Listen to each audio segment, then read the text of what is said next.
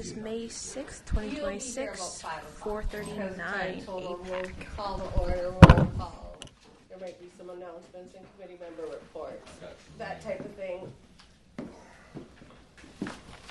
So, hello. Thank you all for coming. I'm going to go ahead and call this meeting to order. The time is 4:39 p.m. I'm Amber Greensky. I'm one of the co-chairs of AIPAC here tonight. We're going to just go around and do some quick introductions and make sure I've got everybody listed on our roster. Do you want to start? Yep, Jamie Delacruz, staff member, parent, Denfeld. I'm Emma Bojai. I'm a student here at Denfeld. Gusta Christian, parent. Madonna Osh, grandparent. Do you want to introduce yourself?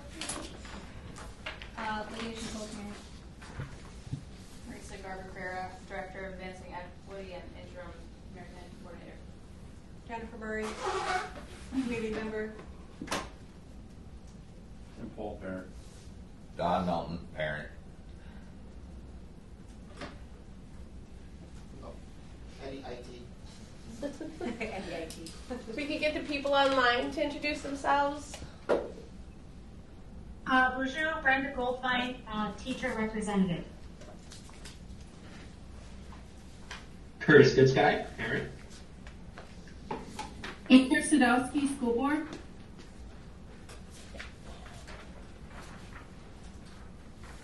All right, miigwech everyone for showing up here tonight.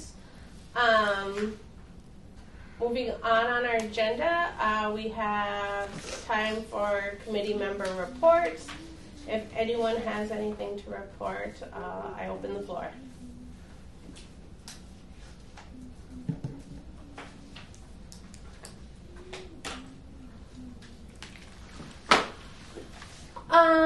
At the last meeting, we had some hard copies of some bylaws, proposed changes.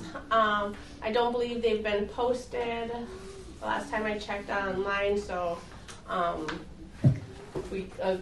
according to our current bylaws, we can't move forward on any bylaw adjustments until they get posted for at least 10 days.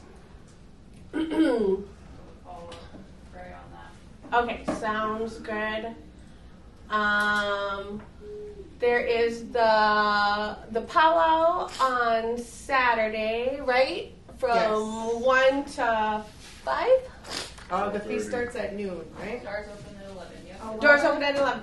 I did sign up for a community table inside of the powwow. I just signed up as AIPAC, JOM, and Title VI parent committees. So anybody who wants to come in and help sit at the table,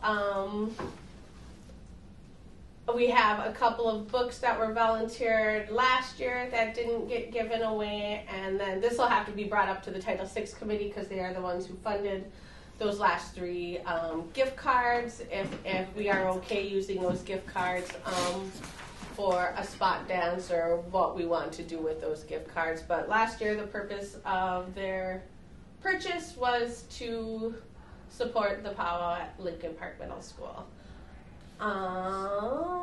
Is there anything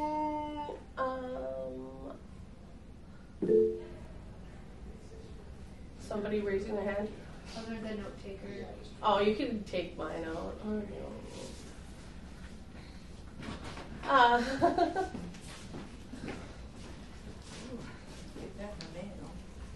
Look, I think that's all I have for committee member reports. Yeah.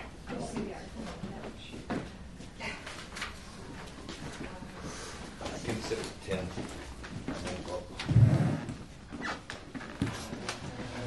I'm going to grab your Mountain Dews. I will fight you.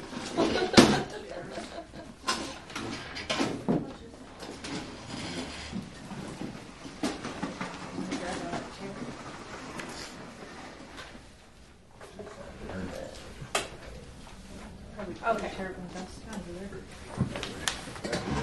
Thank you.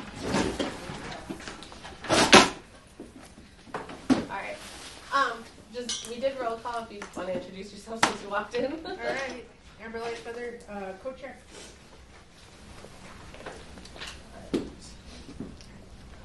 Cool. And then I was just finishing up with committee member reports. I have a table reserved for AIPAC, Title VI, and JOM committee members if they want to table. I do plan to be there for the full-time tabling.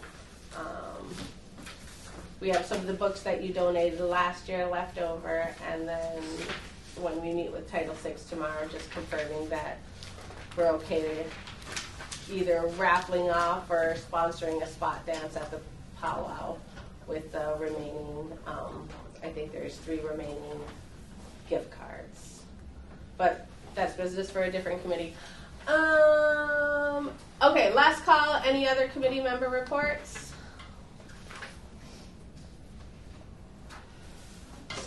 Okay, cool.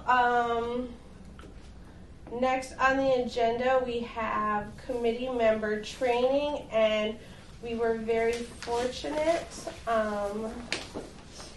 to connect with Dr. Joel Cypress. He is a professor at University of Wisconsin-Superior, and I believe the director of social inquiries. I'm chair of the social inquiry department, which includes fields like history and sociology.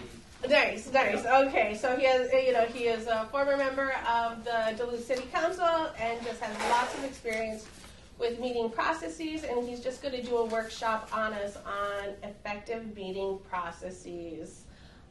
So I really want to thank you for coming. And does anyone have any questions about that?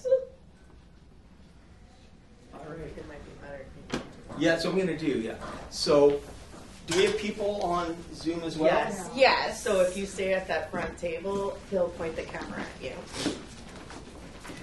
That area. Okay, like around here would be good? Yep, face Okay. him. Okay, hey, so, my name's Joel Cypress, and I want to thank Amber for inviting me here.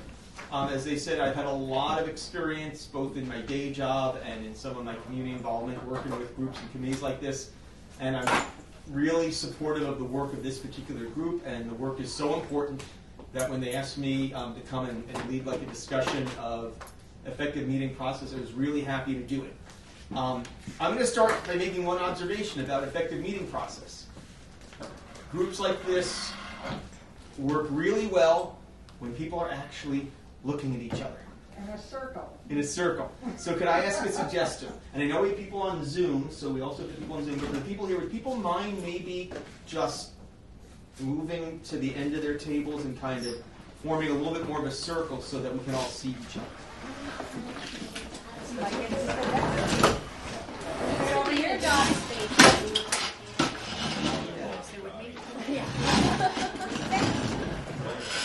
So yeah, so that's actually been my first suggestion. Regardless of what space you're in, always make sure you're all facing each other, because one of the things of our discussion today is that like the power, the authority, the ownership of this group lies with all of you. And so, you want to be thinking of yourself, as a group, as a collective, as together. So the way you even set up, I already feel better. I feel like I'm working with a group now, so thanks. So I met with Amber and kind of talked a little bit about what they thought might be helpful. And so what I'm going to share, first of all, is just some general thoughts about some things that have to happen with groups like this to be effective, especially making decisions. Because it's making decisions that's like one of the hardest things for any group. And then we'll talk a little bit about rules and the role that rules play in helping groups make decisions. And then we can kind of talk through some thoughts and some ideas about rules, the actual rules of your committee, some of which are written down, but I'm going to note that you have very few actual rules. So then it becomes, how do you use your rules effectively to accomplish goals and make decisions? And then even talk a little more concretely about the kind of decisions that this group can make and the roles both of chairs and of members. I'd love to keep this conversational. So I'm going to share some thoughts, but at times I'll slow down. But always feel free to just, join in the conversation. And I'd love to make this conversational. After I lay out some thoughts and some ideas, we can even stop and talk about some of this. So one thing I want to start with is just some basic principles. There's some things that have to happen for a group like this, for a committee, to be able to get things done. And this is true of any group, any committee. And I'll just mention a few of them. And some of this may be like, well, sure, that makes sense. I know that. But it's sometimes helpful just say it and think it out loud. There has to be a way to set an agenda, right? All committees need a way to determine what's the actual business of the meeting, what orders are going to be talked about. There always needs to be a way to determine who gets to speak at any given time, right? Because if more than one person is speaking at the same time, or people are interrupting, or people feel like they don't have a fair opportunity to share their voice, that makes it difficult for the group. So you need ways to determine who gets to speak at any given time. Here are maybe the two most important ones, and sometimes the hardest ones. How do you actually make decisions? How do you actually make decisions? The most important business of any group like this is making decisions. Actually coming to a decision. How do you do that? With any group, there are multiple points of view. People have different perspectives. People have different experiences. You're not all going to agree all the time. Because if the answers were easy for the kind of work this group is doing, would even need a committee if you just say one person is the expert, right? The reason you need a group is precisely because you're not all going to agree. You're going to bring different experience, different values. So how do you actually make decisions? And here's one that I think often doesn't get thought about enough. How do you actually know when it's time to move on? How do you know when it's time to come to a decision? How do you know when it's time to move to the next agenda item? So those are the kind of things that are necessary for any group like this. And in order to do all those things, all groups, all committees need rules.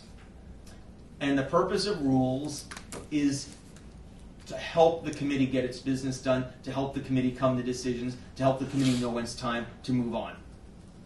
Now, some committees use what's known as Robert's Rules of Order, which is this really, really, really complicated, highly detailed system for how you make decisions. But you don't need something like Robert's Rules.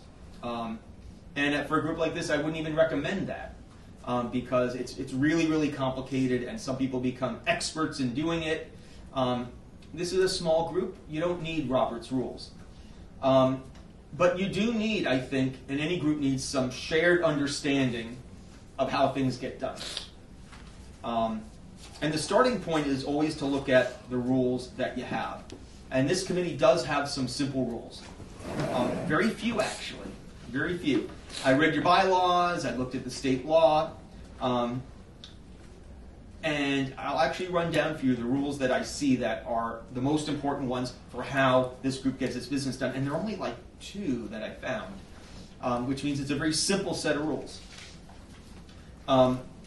There is a rule that tells you what the role of the chairperson is, the chairpersons.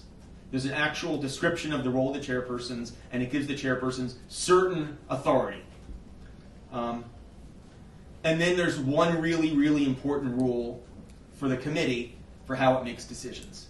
And what I want to really stress before we kind of think about what those rules actually are is that the way this committee is set up, and this is true of most groups like this, the main role of the chairpersons is to basically help the group make decisions and then represent the decisions of the group. But it's really important, I think, to view the chair people. They're not the leaders. They're not the leaders.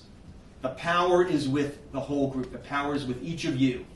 You are where the power lies under your rules.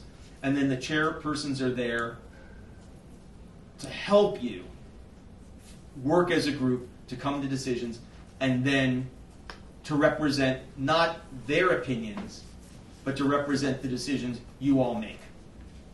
So I actually looked it up, and I'm going to read to you the duties of the chairpersons. The chairpersons presides over all meetings. We'll talk in a minute about what it means to preside over a meeting. But it says the chairpersons preside over the meetings. You here for AIPAC? Are you here for AIPAC? No. Okay. Can I help you Yeah. find where you're going? You know, I forgot to do something so important. I broke one of the most important rules of meetings like this. I can't believe I forgot it. We all need to know who each other are. I introduced myself. I'm going to pause because I forgot to put on my little plan for today. Let's all introduce ourselves because groups work together, right?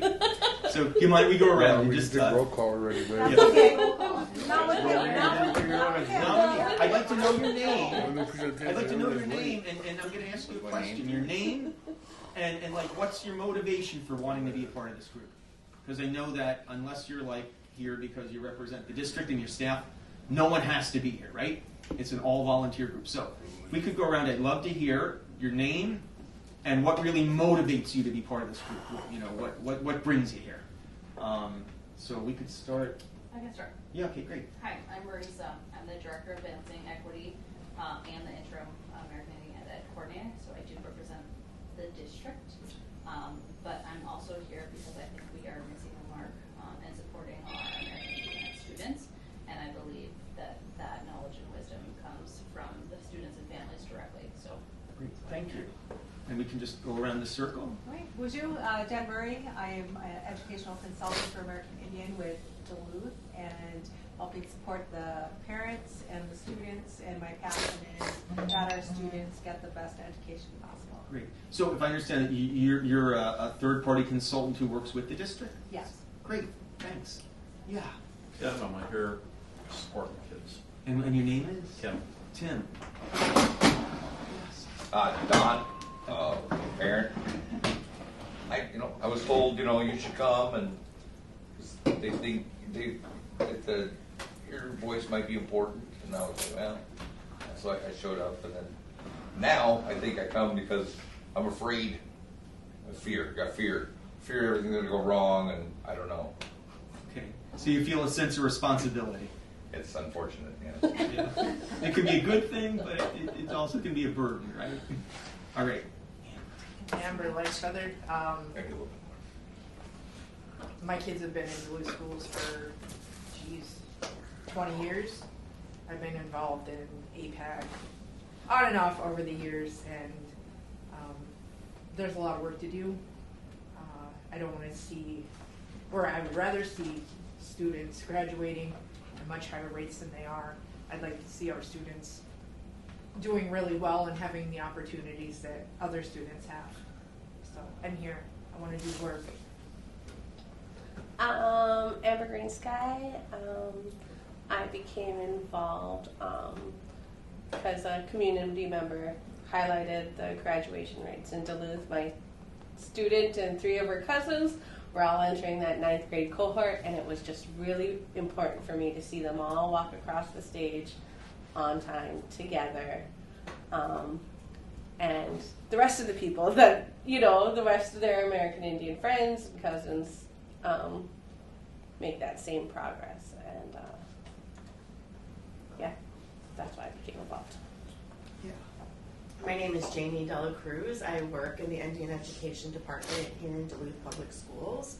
I have 2 older daughters that attended Duluth Public Schools previously. I have 2 students in the district now. I have 3 grandchildren in the district. And I am a student of Indian education programming from my youth and as an adult, and I am very invested in Indian education. Thank you. I'm Emma. I'm just a student. So You're not that's my mom. So blame her. I mean, see, as a teacher, I never want to hear anyone say, I'm just a student, right? I give her We're the all option here, to go right? back home. We're all here because our children and our students are our future, right? So in fact, you're the reason, you and your fellow students are the reason we're all here, I right? also like to blame Amber for me being here. Fair enough. Fair I enough. heard they could get people involved, and I'm like, yeah, All right. And so, I'm Dustin. I'm staff, and I just thought I'd learn something new. all right. About your student experience. I'm Madonna, Graham of students, Okay. and I want to be here to help make their lives and opportunities improve. Great, thanks. My name is Lydia. I've been involved with the committee for quite some time. And I think the motivation is just making sure that our students are our future and making sure that we're sending them out into the world ready, and that when they come to school they feel like they belong and that they can succeed and have their needs met. Great, thanks. Now let the folks, should we have the folks who are online introduce themselves real fast? Can we do that? So Jennifer? Yeah. Let's see. Jen, can you hear us? Curtis, Amber, Brenda, can you introduce yourselves? I can go. Okay, I'm Brenda Goldfine, and I am a teacher representative on AIPAC for some years, and I think my motivation for staying involved is I'm a product of Duluth Public Schools. Nieces and nephew parents also went through Duluth Public Schools Indian education programs, and just continuing to see that the circle as the generations change is really important to me on a personal level. So I think I'll be around for a little bit. All right. Yep. Let's see, who else do we have online? Curtis? Yeah, hello. Okay, so I joined the Parent Advisory Committee kind of after I gotten a look at the data, and I just kind of seen that the graduation rate was abysmally low, and I was like, that's not right. There's got to be something wrong in that process. So I mean, yeah, I want to see greater success and retention of students, and my mission is like 100%. So as much as I can join and be a part of that, I'm happy to do. Great, thanks. And it looks like Jennifer might be driving, or can Jennifer introduce herself? Can you guys hear me? Yes. Okay, sorry, I'm fooling around. Yeah, I'm driving. Hi, Jennifer Garbo here. Parents, my son is, goodness, he's in 11th grade at East. Okay, thanks. And I see Amber. Amber looks like she might be driving. I pulled over. Okay. I'm listening. So I'm Amber Sadowski. I serve on the Duluth School Board at large, and I'm just really pleased to be able to be here as a school board representative, but also, this is my 5th year on the school board, and when I heard a few years ago that AIPAC members really wanted a school board member to come to their meetings, I came whenever I could, even though it wasn't a official committee at the time, like assignment, and really pushed for and supported that we have a school board representative. So last year we had Stephanie Williams, and this year it's me and Chair Kelly Derek Eater. And I'm really a big supporter of our Ojibwe immersion program, the Indigenous cohort at Denfeld, and really just appreciate all of you being here, and I'm really just here to listen. I really value the input of AIPAC, and I'm really glad to hear we have students there too, so thank you. Thanks, Amber. And is that Teague? It says Teague's note takers. Or something. That's AI. That's an AI. And are you? I'm Eddie, the IT. You're the IT person. Okay, so it's tech support. Thanks. Yes. All right, awesome. Thanks, I really appreciate it. I feel like I know you all a little bit better. And like I said, I'm Joel, and I'm here because the Ambers asked me to do this. But as I said, also happy to do it because I'm an educator. My kid went through ISD 709. The issues of equity are so incredibly important, and committees like this are so important. And if I can be helpful in any way, I'm happy to do this. And Joel, I'm sorry, I missed your introduction. You are an educator, you said? I teach over UW Superior, Okay. And I also spent 8 years on the Duluth City Council, so I have a lot of experience both in my day job and in my community involvement in these kind of processes. So that's why they asked me to come, just to give some helpful hints on committee process. Okay, all right, so now we'll go back and I'm going to read the duties of the officers. So the chairpersons, they preside over the meetings, develop the meeting agenda in consultation with the school district's Indian education coordinator or representative, and represents AIPAC, the committee, in front of the school board for the annual compliance, and also represents the committee AIPAC at other events. So we want to notice that the chairpersons have really important duties, but they're actually very limited. One really important duty is it is the chairpersons who develop the agenda. They do it in consultation with district staff, but in the end, it's up to your chairpersons to set the agenda for each meeting. It's up to your chairpersons to represent the committee in various settings. One important one is set by state law, the annual compliance. But whenever this committee is asked for its input on something or to share its views, that's the job of the chairpersons. But I really, really want to stress that they're not speaking for themselves. When they speak, they're speaking for the committee, which is why it's so important that the committee have a good process for deciding what your views are. Because when they speak, they're reflecting your views, not their views. And then presides over all meetings. And I want to share what the definition of presiding over the meetings is. It's the presiding officer of the meeting who recognizes people to speak. Now, I've been told that this committee is pretty good about taking turns. But one way to make sure that everybody has a turn, one way to make sure that remains the culture of this committee, is that it's up to the presiding officer to recognize somebody to speak. Usually it's done by you raise your hand, and then the chairperson says, please go ahead, or some way to recognize you. So keep in mind that that's an important responsibility of the presiding officer. It's also the job of the presiding officer to make sure you're staying on the agenda item. If the conversation goes off on some direction, it's not the stated agenda item. It's the job of the presiding officer to politely say, I just need to remind folks we need to stay on the agenda item. We can always add this other item to a future agenda, but right now we need to remain focused on our agenda item. And it's really important for the committee to be supportive of that, because part of the job of the chair is to keep you focused on the matter at hand. But then I'll share the unstated responsibility of the presiding officer. It's their job to help you get your business done. It's their job to help you make decisions. So what a presiding officer needs to do is to kind of be a really good listener, pay attention to what people are saying, and kind of get a sense of the direction that the committee wants to go with something, and then help you get there. Help you get there.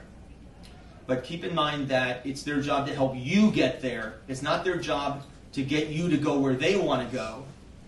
It's their job to help you to go where you want to go. And I'll also say that since part of their job is to help you get there, and this is going to kind of like hint at where I'm going to go with this next. If the committee thinks that they're misreading the room, and you actually want to go somewhere other than where they seem to be taking you, it's up to you, of course, to steer the committee in a different direction. And what a good chair will do is listen to you and say, okay, great, that's where we're going. But I want to stress one thing that's really important. No one can read minds, correct? You can read body language. You can read tone of voice, but you can't read minds. So to help them do their job, it's really important for all members of the committee to share what you're thinking about the agenda item, because that helps them know where the committee wants to go. So that's how I would describe the role of the chair. But the role of the committee members is actually even more important than the role of the chair. And I'm going to read the rule about your role. And this is like the most important rule. Decisions of the AIPAC shall be made by a majority vote of the voting members present at a meeting, provided there is a quorum. quorum, I read your rules. If you've got 4 voting members, that means you have enough people to do business. And as long as you have enough people to do business, I want to stress this, that this committee makes all the decisions, and you make it together. And you make it by majority vote. You make it by majority vote. So that's very important to keep in mind. The power lies with the committee members, and when there are disagreements, which I'm sure there will be, the power lies with the majority. And really, that's your only guidance for how you make decisions. That keeps it informal, it keeps it a little unstructured. The one difficult thing about only having that one rule about decisions is sometimes decisions are really, really complicated. And if your only rule is decisions are made by majority vote, it sometimes can be hard to figure out how to get to a decision. So what I'd like to do is to share with you some thoughts on how you can use your rules to get to decisions. And then we can kind of talk through and practice and maybe even think about some kind of decisions you might want to make. There are 2 ways in which a decision can be made. The first one is, let's say it's a decision, and based on the discussion, it's pretty clear that everybody agrees on something. And your chair's job is to help you get where you're going, right? And so the presiding officer, let's say Amber is chairing the meeting, right? And Amber gets the sense that you all want to make a particular decision, and it sounds like everyone agrees. There's the magic phrase, does anyone object to us doing the following? That's like a magic phrase that I'm going to suggest that your chairs use. Does anyone object to us doing the following? And then the chair says what they think you all want to do. And if no one objects, the decision is made. You don't even need to vote because the majority clearly supports the decision because no one objects. That's one way for the majority to make a decision, and that's where the chair can help you move forward. But here's one really important thing. What if it's not really unanimous? What if there actually might be disagreement? Let's say the chair says, does anyone object? You have a really, really important responsibility. And what would that be if you don't agree with what's being proposed? What do you have to do? You got to make yourself known. You got to speak up. You got to say, I don't agree. And that doesn't mean that you're messing up the process. It doesn't mean that you are, oh my goodness, I think everyone wants to do this. What if a lot of people agree with you? What if Amber is misreading what the group wants to do? Speaking up. So if they use the magic phrase, does anyone object? And you don't agree, it's very important to speak up and say. You can also just say, I still have a question. Yeah, you can do that too. I still have a question, I don't agree, I think we need to discuss this more. And then they're like, great. And you won't take it personally, right? No. Neither do you. That's one way. The other way is someone who's a voting member of the committee, and it can't be the chairs, by the way. Someone who's a voting member of the committee has to say, make an actual proposal. And here I am going to suggest, and I ran this by Amber and Amber, there is something from Robert's Rules which is very simple. There's just like a phrase that's usually used. I move that. I move that. And then you make your proposal. I move that we have pizza at the next meeting. That's your proposal. I move that. So I think everybody's just sort of getting in the habit of being ready to say that. If you have something, a decision you want to make, a proposal you want, you've been discussing something and you think it's time for a vote, you say, I move that, and then you make your proposal. I'm going to mention one other thing about the chair. The chair can make suggestions, but they can't make motions. The presiding officer is not allowed to actually make the motion. So let's say, yeah. I just have a question. So, like in a situation where, because you can only have one presiding officer, Yep. can the non-presiding officer still make motions, or? I'd say if they're a voting member. If you're not presiding over the meeting, you can make a motion. Okay, That's what I would just say. wanted to clarify that. Okay, thank you. So Amber could say, it seems like we might want to order pizza. Would somebody be willing to make a motion that we order pizza? So the chair can make suggestions to to help move things along, to help you make your decision. But then one of the voting members has to be the one to make the motion. I'm just, yeah. So which Amber right now is presiding over this meeting? I am. I started it. Important reminder, at the beginning of each meeting, one of you should say, I am the presiding officer for this meeting. I think that's a great thing. Thanks for catching that. So that everyone knows who's the presiding officer for the meeting. So you say, oh, by the way, today I'm the presiding officer. Then everyone knows what the roles are. I'm just curious, and I'm just really curious whether anyone here has ever been on a committee before where you like make motions, and has anyone ever said, I move that? Okay. I think it's actually great that we got a bunch of people that have never done that. Because I think it shows that it's not just people who serve on lots of committees who are on this committee. Because if the only people on this committee were the kind of people who serve in lots of committees, would you actually be representative of parents? No. So I actually asked Amber and Amber whether I should do this, and they said, yeah, do it. We're going to do a little role play. I just want us to practice saying, and let's make it a motion to order pizza. Just so that people can become comfortable just doing it. So I'm going to count to 3, and let's all together say, I move that we order pizza. 1, 2, 3. I move that we order pizza. All right. Everyone has now done it once in their life, right? And we followed her. Magically appear. I see it's already there. What's that? Oh, thank you. Thanks. Actually, my wife's going to be cooking dinner tonight, so I don't want to ruin my dinner, but thank you for the offer. So now everyone's done it at least once. So now at the beginning of every meeting, just remind yourself, and just give yourself that little reminder. If I want to make a suggestion for us to do something, I'm going to make a motion. I'm going to say, I move that we do whatever. I see motions get walked all over, though. Usually mine. Okay, what do you mean by walked all over? I'll make a motion, and then they'll just keep discussing. And I'm like, what happened to my motion? Here's the thing. This is the job of the chair. Yeah. When a motion is made, you discuss the motion until you either vote on it or decide to postpone it, or the person who made the motion drops it.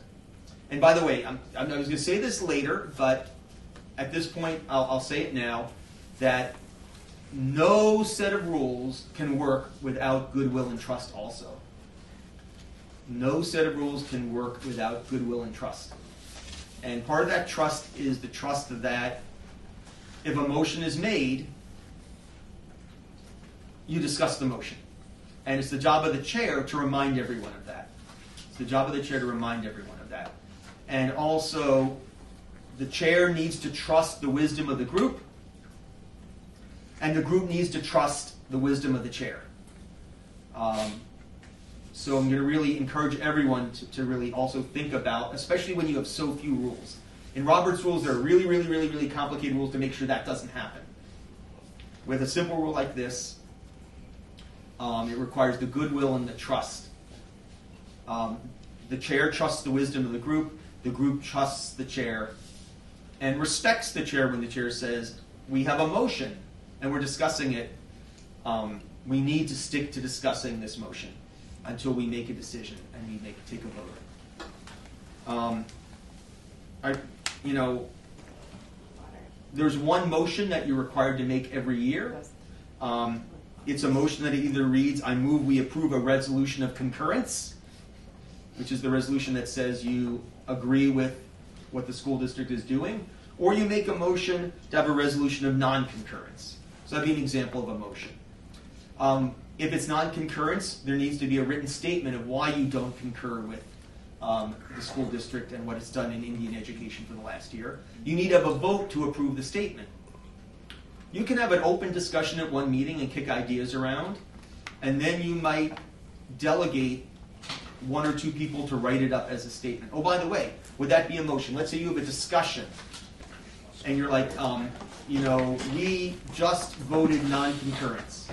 We're going to have to vote to approve a statement of why we don't concur. Someone's going to have to write that up and bring it to the next meeting and vote and approve it. This might be a good job for the chair. It doesn't automatically fall to the chair. So let's actually think this through. What motion could somebody make after you have your discussion of the reasons you don't concur? What would be a good motion to make in order to make sure at the next meeting there's a draft of the non-concurrent statement to discuss and vote on? What would be the motion? Think of what it might be. I make a motion for all interested parties that want to work on drafting the response. Yeah, that could be one motion. I move that we set up a time that everyone who's interested works on the statement, and then you could vote on that. Another motion might be. There's another one back there. I move. I think it should be fine. Another motion might be, I move that we ask our chairs to draft the statement. Or it might be, I motion that we ask the following member of the committee to draft a statement. And then you decide who's going to do the work. It doesn't automatically fall to the chair. Someone has to make that proposal. The chair could suggest, the chair could say, if you'd like us to, we'd be happy to write up the statement and bring it to the next meeting. But unless someone says, I move that the chairs write up a draft statement of non-concurrence based on this discussion and bring it to the next meeting, no decision's been made, and they have no authority to do that. So the chairs just can't go, well, does anybody volunteer? The chairs could do that. That's not improper. Yeah, but you still need a motion that then someone says, let's say, remind me your name again? Don. Don. Let's say Don volunteers. They say, is anyone volunteering? Don volunteers. Say, I'd be happy to write a draft of the statement. Someone then needs to say, I move that Don writes up the draft of the statement. Or what does anybody object come from then? Oh, you could even do it by, does anyone object? Let's say Don's the only one who volunteers. And then Amber could say, does anyone object to Don writing up the statement? Those are two ways to do it. Right? Two ways. In that case, does anyone object is probably the faster way to do it. Okay. Yeah. So then let's just play that out. So let's say that happens. Let's say she says, I object. So then do we have to then discuss to go back to, because how would we then figure out majority? If someone objects, then someone could make a motion and say, well, first, the polite thing to do, because there aren't any rules on this, but the polite thing would be to say, okay, share your objection. And then you don't have to actually do okay. it. But Oh, no, she was ready. I think you got to be a big boy to join these. I can't trust his opinion. Then you share your objection. And let's say you share your objection, and then people are like, okay. And someone's like, I don't agree with your objection. I really want Don to do it. Then someone would say, I move that Don draft the statement. I move that Don draft the statement. Then I get a vote. And then you vote. Yeah. Well, no, the chair has to call for the vote, right? The chair calls for the vote. Right. You have a little bit of discussion. We'll talk about how you end discussion in a minute. You have a little bit of discussion. And then when you end discussion, the chair says, we're ready to vote, and you vote. Majority wins. And majority wins. Now I'm going to share something really, really important about this, about majority vote. It's very important on any vote for the people who agree with the proposal and the people who disagree with the proposal to truly vote your conscience, to vote what you really believe. It's very important. If you're voting no, and the majority, let's say most people want Don to do it, it's still really important for the person who thinks that's a bad idea to vote no. Because that's what allows the people who are in the minority to still feel good about the process. You never want to shame people into going along with a decision they don't agree with. Because there are multiple points of view and there's wisdom among everyone in the room. And you want to hear why the person who doesn't agree. You want them to feel like it's okay to say no. You got to be okay with losing. What's that? You got to be okay with losing. You got to be okay with losing. And the winners have to be okay with hearing from the people who don't agree. Yes. Like the people who are in the majority need to be gracious about winning. And the people who are in the minority on the vote need to have the comfort level to be able to say that. Because one of the most damaging things to any group like this is when people feel like they are being pressured to pretend that they agree with the decision they don't agree with. But then once the vote is taken, the person who was in the minority still can say, not at that moment because you're done and you're ready to move on, but let's say when the meeting is over and you're chatting with someone after the meeting, you can say, you know, I still think that was the wrong decision and here's why. That's okay. You don't have to, you know, seal your lips forever. You know, you can still share why you thought it was the wrong decision, but you have to respect the decision. I feel okay that I lost the vote because I respect the process. I respect the fact that we're all heard. I respect the fact that you didn't judge me for disagreeing. So I would say that there's important responsibilities on the people who vote yes and the people who vote no. Or I should say maybe the no's win the vote. I should say there is an important obligation on the majority that wins and the minority that loses. And again, it's all based on trust and goodwill. Because you're not all going to agree. And you want to be open and respectful about your disagreements. I'd like to back up to the outcome of the draft. Like that, is it built into our rules that the draft has to come back to the group before it is, I would say, before it is presented to a third party? And I would say yes, and here's why. The rule is decisions of the AIPAC shall be made by a majority vote of the voting members present. And if the statement is not approved by a majority of the voting members present, it's not the position of the committee. Any statement that is issued by this committee must be approved by the committee. Remember, the chairs can't speak for the committee unless the committee speaks for itself. So probably I would think timeline, you want to have the discussion about non-concurrence before you have the last meeting where you have to approve the statement. You might have the vote on concurrence or non-concurrence at one meeting, have the discussion of why you feel that way, ideas are thrown around in open discussion of what to include in the statement. You decide who's going to write it up. It comes back to the next meeting. You all look at the statement. If you're all like, wow, the statement's great. On this one, it's important enough that I would say that the chair shouldn't say, are there any objections? Because this is like the most important decision you're going to make all year. So you love the statement, somebody says, I move approval of the statement. I have a question. Yes. It's more often than not that there will be a question or somebody wanting to veto like one line of that statement. Yeah. Do you just have an open discussion at that time, or do you have to have the motion?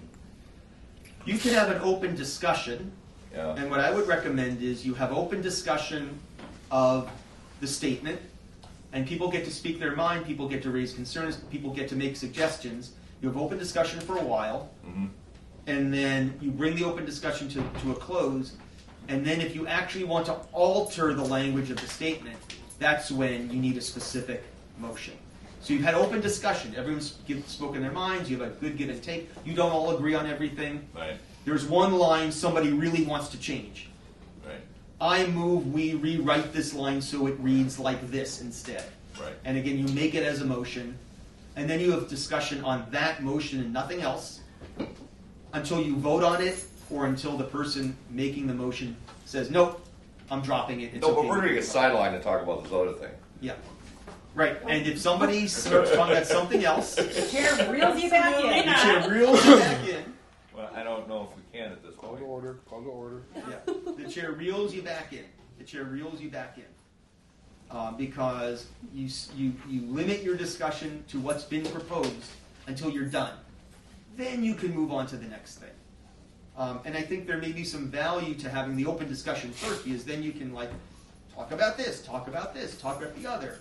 But when it's time to make decisions, it's got to be one thing at a time.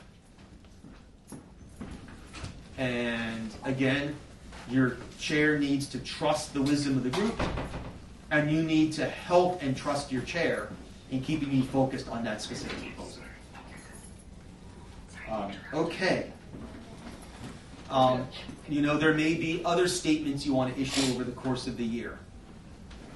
Someone can come in, any member of this group can come in and say, I'm really upset by something that's happening in the district, and I think we need to issue a statement about it. Any member of this committee can walk in and say, I've written up a statement. I'd like us and say, I move that we endorse this statement. I move we issue this statement. You discuss it. You can have like proposals to alter it, but it's not the statement of this group until it's voted on, and it can't be altered without a vote. All decisions, every decision must be made through a vote, because if it's not made through a vote, how do you really know who the majority is? Now I got to write a statement. Thanks. Okay, I'm just curious, other than the concurrence or non-concurrence, which is required by law, other than issuing statements, the required annual statement on concurrence or non-concurrence, or other statements you might issue over the course of the year, are there other kind of things that come up where you might foresee a decision needing to be made? The committee collaborates with the district in writing the education plan for the Indian education money, and I feel like the concurrence, in my experience, I don't think that that's like a big like hot topic piece. I think where a lot of discussion and sometimes disagreements comes is when we're writing that plan with the committee and the district when we're doing that together. I feel like those are times for discussion where we're making decisions about wording and we're making decisions about like what our position as a committee is. I'd say that one in my mind is something that is more intensive when we're talking about like as a group and making decisions as a whole. And I think in that case the same process would apply. You know, you can have open discussion, but then somebody has to make an actual proposal. I move this, or I move that. Or after open discussion, if it needs more work between meetings, you as a group can say, we'd like the chairs to work on this, or we have 3 people who volunteered to be a smaller group. But that work that happens in between meetings, nobody has the right to do that work between meetings and bring it back unless the chair says, does any object to this member working on this and bringing something back? Or somebody says, I move that the chairs bring something back. Or we have a subcommittee. Or we have a subcommittee, and the Make a subcommittee motion needs for to the be established by a Vote. motion and a vote. Yeah, motion and a vote. And I would say especially when there's disagreement, having formal motions and formal votes is most important when there's disagreement. If there's agreement, it's relatively easy because then the chair can just say, does anybody object to us doing this? But it's when there's disagreement that the process of saying, I move that, having discussion on that item and that item alone, and then taking a vote, that's where it's most important. Because in addition to the fact that there's disagreement and you need to figure out who's the majority and who's the minority, I'll just be really blunt about this. Do people get really passionate about the things that we disagree about? Yes.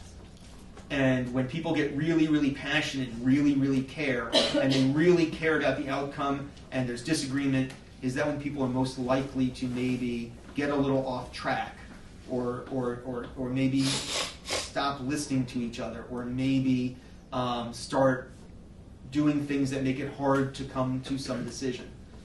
That's when it's hardest. It's when we disagree about things that really, really matter that it's hardest. So I would say the hardest things, where there's the most disagreement, is where having someone say, I move that we do this, sticking to that item and then having a vote, that's when it's the most important. So chairs don't make motions, they can suggest, so like a member says like, I motion to do this, and then the chair would say, we'll take a vote. Like the chair is the one who initiates the vote. The chair initiates the vote, but the chair cannot make motions. The chair can make a suggestion like, does anyone object to us doing this? That's not a motion, that's just saying, hey, can we do this? But if it's going to be a motion, the chair can say, I think this might be a good way to go about doing this. Would anybody be willing to make a motion to do that? And that's part of the job. And that's of the okay. Yeah. That's okay. Because again, I said part of the job of the chair is to help you figure out how to get where you want to go. And if the chair says, hey, I think this might be the best way to do it, or a good way to do this, would anybody be willing to make a motion to this effect? And what if everybody looks at the chair and says, no, that's not what we want to do? Then someone can say, how about this? I think there's a better way to do it. Here's my motion.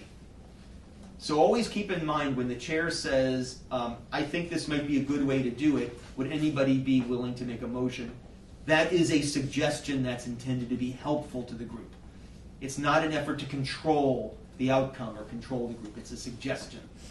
And if the majority thinks it's a bad suggestion, then your job is to tell the chair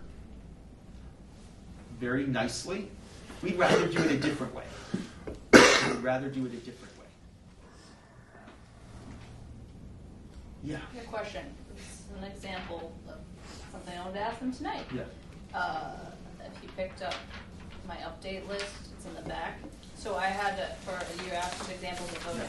So there were some money proposals that I was going to ask them to consider. There's 1, 2, 3, 4 of them. Yep. So can they look at this and do they have to vote on each one individually? Someone can make a motion to approve all of them. Right. And then in discussion, somebody might say, why don't we do it one at a time because we may not all agree on all of them. So you could either have a motion to do all 4 of them, or you could have individual motions to do one at a time. And even if the motion is to do all 4 of them, you could have some discussion, and here's where I think trust and goodwill is important. Let's say you made the motion to do all 4 at the same time.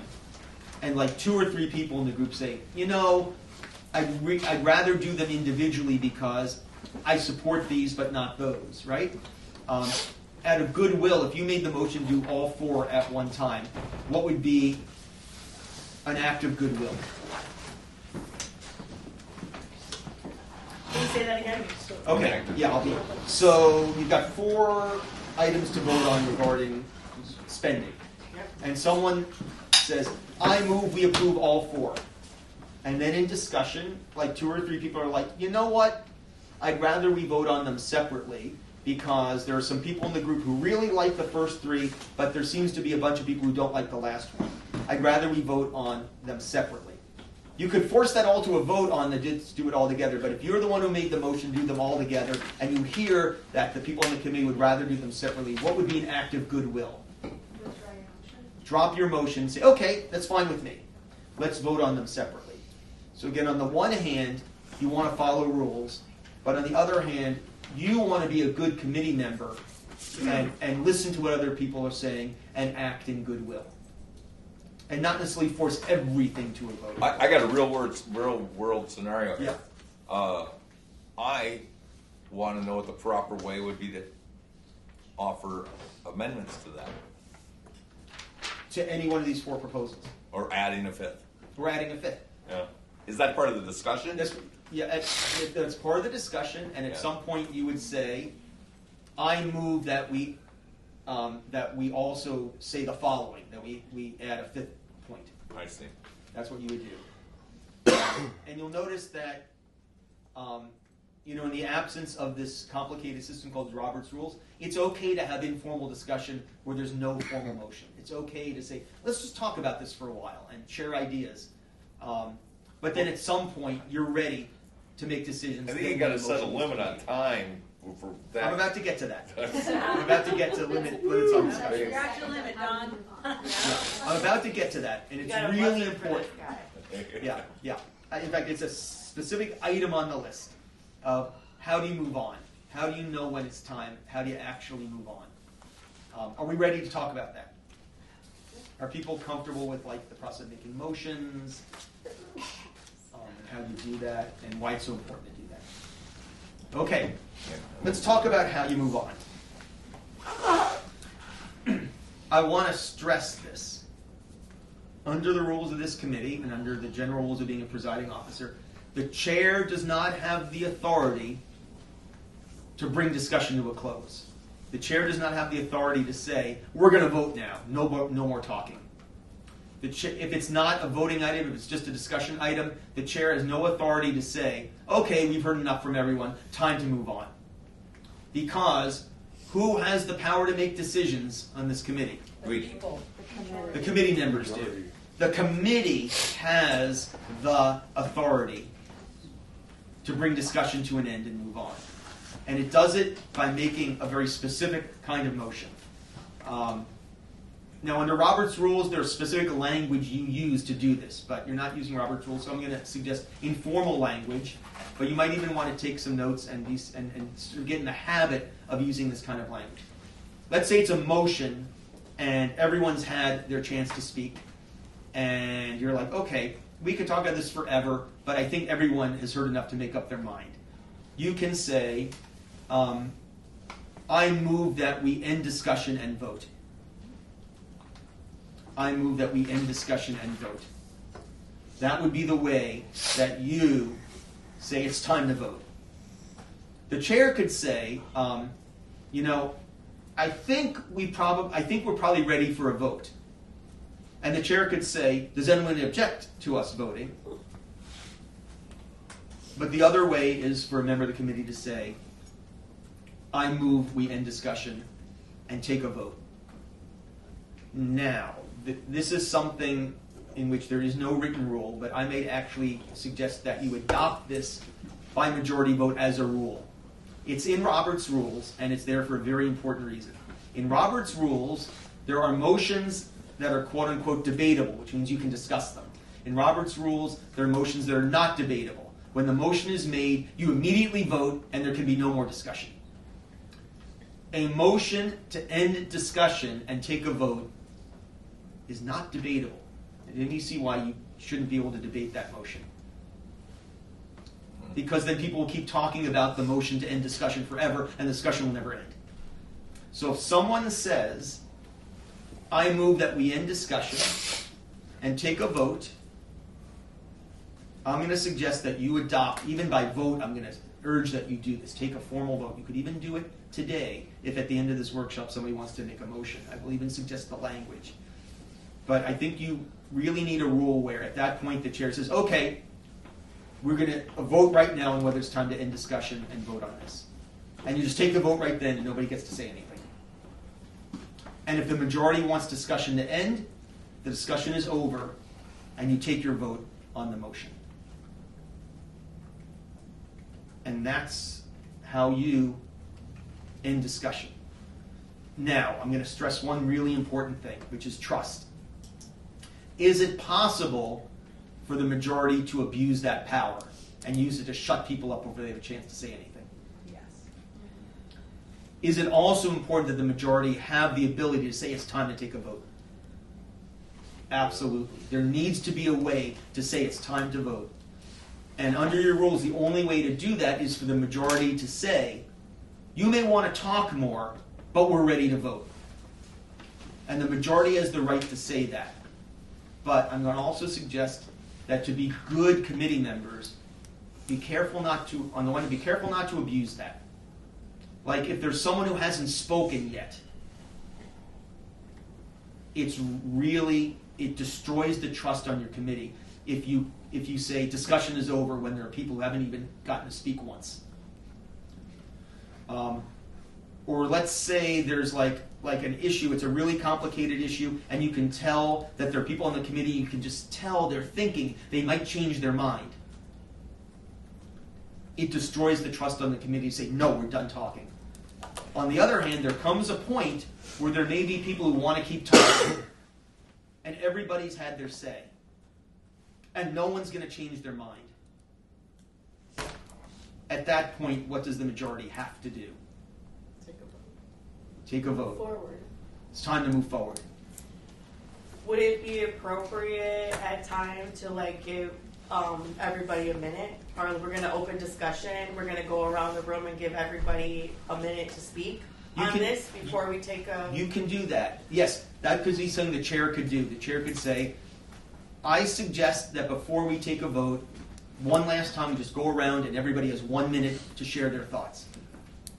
And if no one objects to that, And in that case, they'd say, in that situation, you really owe it to yourselves to take the chair's suggestion in that situation. Everyone goes around, everyone has 1 minute, and then the chair can say, are there any objections to us now voting? And if no one objects, you vote. If someone objects, and the majority is like, no, we've discussed this enough, what does someone on the committee have to then do? Let's practice. It's the motion, I move we end discussion and take a vote. We're going to practice. I'm going to count to 3. We're all going to say it. I move that we end discussion and take a vote. 1, 2, 3. I move that we end discussion and take a vote. And as long as the majority does not abuse that power, what do the people who are like, but I really wanted to say more, have to do? Be quiet. They have to be quiet, and even better, they have to respect the fact that the majority wanted to move on. Respect the decision and process. Yeah, you have to respect the fact that you may think that you had more to say, but the majority of the committee is ready to move on. Which is, by the way, another reason why it's important not to abuse that authority to end discussion. But as long as everyone's been given a fair chance, the majority has the right to say, we're ready to move on. And it's important for the majority to exercise that right when the time comes. Let's say it's not a voting matter. Let's say it's just a discussion item and there's no motion, there's nothing to be voting on. And you've talked about it and everyone's had their say and people are starting to repeat themselves. Does that sometimes happen in groups? People start repeating themselves? It happens. In every group it happens. You can make the same motion. I move we end discussion and move to the next item. So I move we end discussion and vote. I move we end discussion and move to the next item. Or have that in between, I move that each person, whoever wants to speak, has a minute. Oh, you could make a motion. Like you do. Yeah, the chair could suggest, I suggest we each have 1 minute and then we move on. Or a member could say, I move that we each have 1 minute and then we move on. And then you vote on that, and everyone gets a minute, and then you move on. And you don't have to take your minute either. You don't have to take your minute, no. You can pass. I'm not going to give it to you, though. I'm not going to give you my You can minute. pass. Give me Can I your have minute. their minute? That's what I want to know. But I feel like What is that? if there are those who haven't had a chance, that gives them like an explicit opportunity before Absolutely. you close the discussion. I do this a lot when I'm chairing a meeting. In fact, Amber was on a committee that I chair for a while, and Amber may remember this. Is that this committee that I chair, I sometimes will just say, okay, why don't we just go around and everybody has a minute? And if no one objects, we just go around, everyone has a minute. Because, again, I say part of the role of the chair, the presiding officer, is to make sure that everyone has their voice heard. That's part of your job, is to make sure everyone has your voice heard. But I also want to stress, making sure everyone has their voice heard is not the same thing as we talk until no one wants to say anything anymore. And it should be about the topic that's open for discussion. Correct. Yes. Yes, thank you. Yes. And the chair should remind people What the question what the being question asked is. We're going to go around, everyone have 1 minute, and remind them what the topic is. Somebody on the chat. Yeah. No, they were just saying they were leaving. Oh, okay. All right. So, we've talked about, does anyone object? I move to. We talked about, it's technically called amendments, where there's a motion and you want to alter it, like there's a motion to approve a statement, and then you want to alter the statement. Technically, that's called a motion to amend, but you don't need to. You can just say, I move that we change this particular language. So I think, and we've also talked about the importance for trust and goodwill. The rules are important, but they only are effective if there's trust and goodwill. And I'll just highlight this again. And it only works if people are comfortable with disagreement. And it only works if people are okay with the committee sometimes making decisions you don't agree with. You have to be okay with that. You absolutely have to be okay with that. All right, any thoughts or comments? You say that thing about motion to amend. What did you say after that? Oh, motion to amend is just a fancy way of saying I move that we make a change in what's being language, proposed. change the Yeah. wording. Yeah, and I don't think in this group you don't all have to say, I move that we amend blah, blah, blah. You could just say, I move that we change the language of the third sentence of this statement. You know, amendment is just a fancy word for change. Can you talk a little bit about, so it's not uncommon, of the situation we have here where it's a committee working in collaboration with the district? Yes. And obviously they're an autonomous body. And, you know, we're not voting members, but we attend meetings and we, you know, collaborate. So can you just talk a little bit about that relationship? Yeah. And, yeah. And actually, I have some experience with that because having been on the city council, the city of Duluth has advisory committees of all sorts. And I will also share, and I'm speaking, I'll speak in part about process, but also I'll share my view of this, having been a former city councilor where we have these advisory committees. The first thing is that if you're a staff representative to this committee, you should be fully able to participate in discussion. Again, as recognized by the chair, you raise your hand, you want to weigh in with something. Sometimes, I assume, sometimes staff make a presentation, right? Sometimes the committee's discussing something and there's something staff may want to add to the discussion. That's absolutely appropriate because the staff representatives, I read this, are non-voting members of the committee. As long as they don't have children in the district. Right, yeah. But the staff representatives are not voting members. They can't make motions, they can't vote on motions, but they can participate in discussion. So that's the first thing in terms of process. And what I want to, again, highlight is that it is the voting members of the committee who are the ones who, in the end, this committee, you know, you speak for the committee. Your staff representatives can provide insight and a perspective and information, and sometimes maybe even give advice. But in the end, it's up to the voting members of the committee to decide what you do with that information and that advice and the perspective and that experience. And I'll add one other thing, which is that there was sometimes in the city of Duluth tension between staff representatives to certain advisory committees and the members of the committee. And I'm going to say this, and some people in district administration may not agree with me on this, but this is my point of view, because people in city administration of the city of Duluth didn't always agree with me when I said the following. So this is me talking as an individual with some experience. My view is that as long as it's related to American Indian education in ISD 709, as long as it does not violate state law or district policy, you as an advisory committee have the right to weigh in on anything you want to. You have to vote to do it. But it's up to you to decide the kind of input you want to give on American Indian education. District staff may say, here's why I think that that might not be a good idea. But as long as it doesn't violate district policy or state law or federal law, you're the advisory board. And it's your job to give advice. So I would encourage you to listen to and really, you know, pay attention to and listen and consider the input you get from district staff. Because district staff may have knowledge that's helpful to you. But in the end, this is your committee.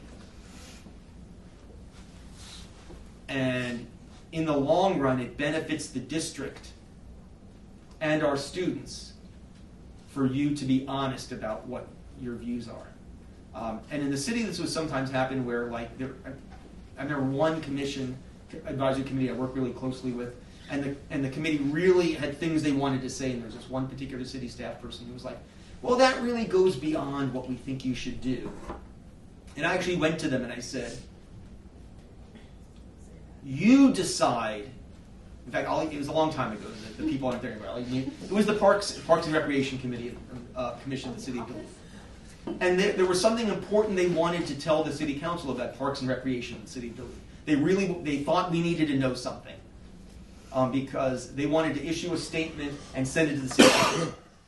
And a certain city staff person, who by the way doesn't work for the city anymore, he worked there a long time, he basically said to the Parks and Rec Commission, that's not really your job. You're going beyond what your job is. And they actually asked me to come meet with them as a city councilor, and they said, are we allowed to do this? And I said, if it has to do with Parks and Recreation, and it's not violating city policy or law or anything like that, you have the right to tell the City Council anything you want to tell the City Council about anything you want to tell the City Council that has to do with Parks and Recreation. And I said, and as a city councilor, I'm telling you that because I want to hear what you have to say, because you know more about Parks and Recreation than I do. This is me speaking as an individual. So I would encourage this committee, and I'm speaking as like a resident and someone whose kid went through IST 709, who really cares what happens in the schools. I think you will do everybody, including the district administration, a service by being honest about sharing what you want to share. Because sometimes people who are in charge of things sometimes need to hear things they'd rather not hear. And in the long run, do they benefit from hearing the things they'd rather not hear?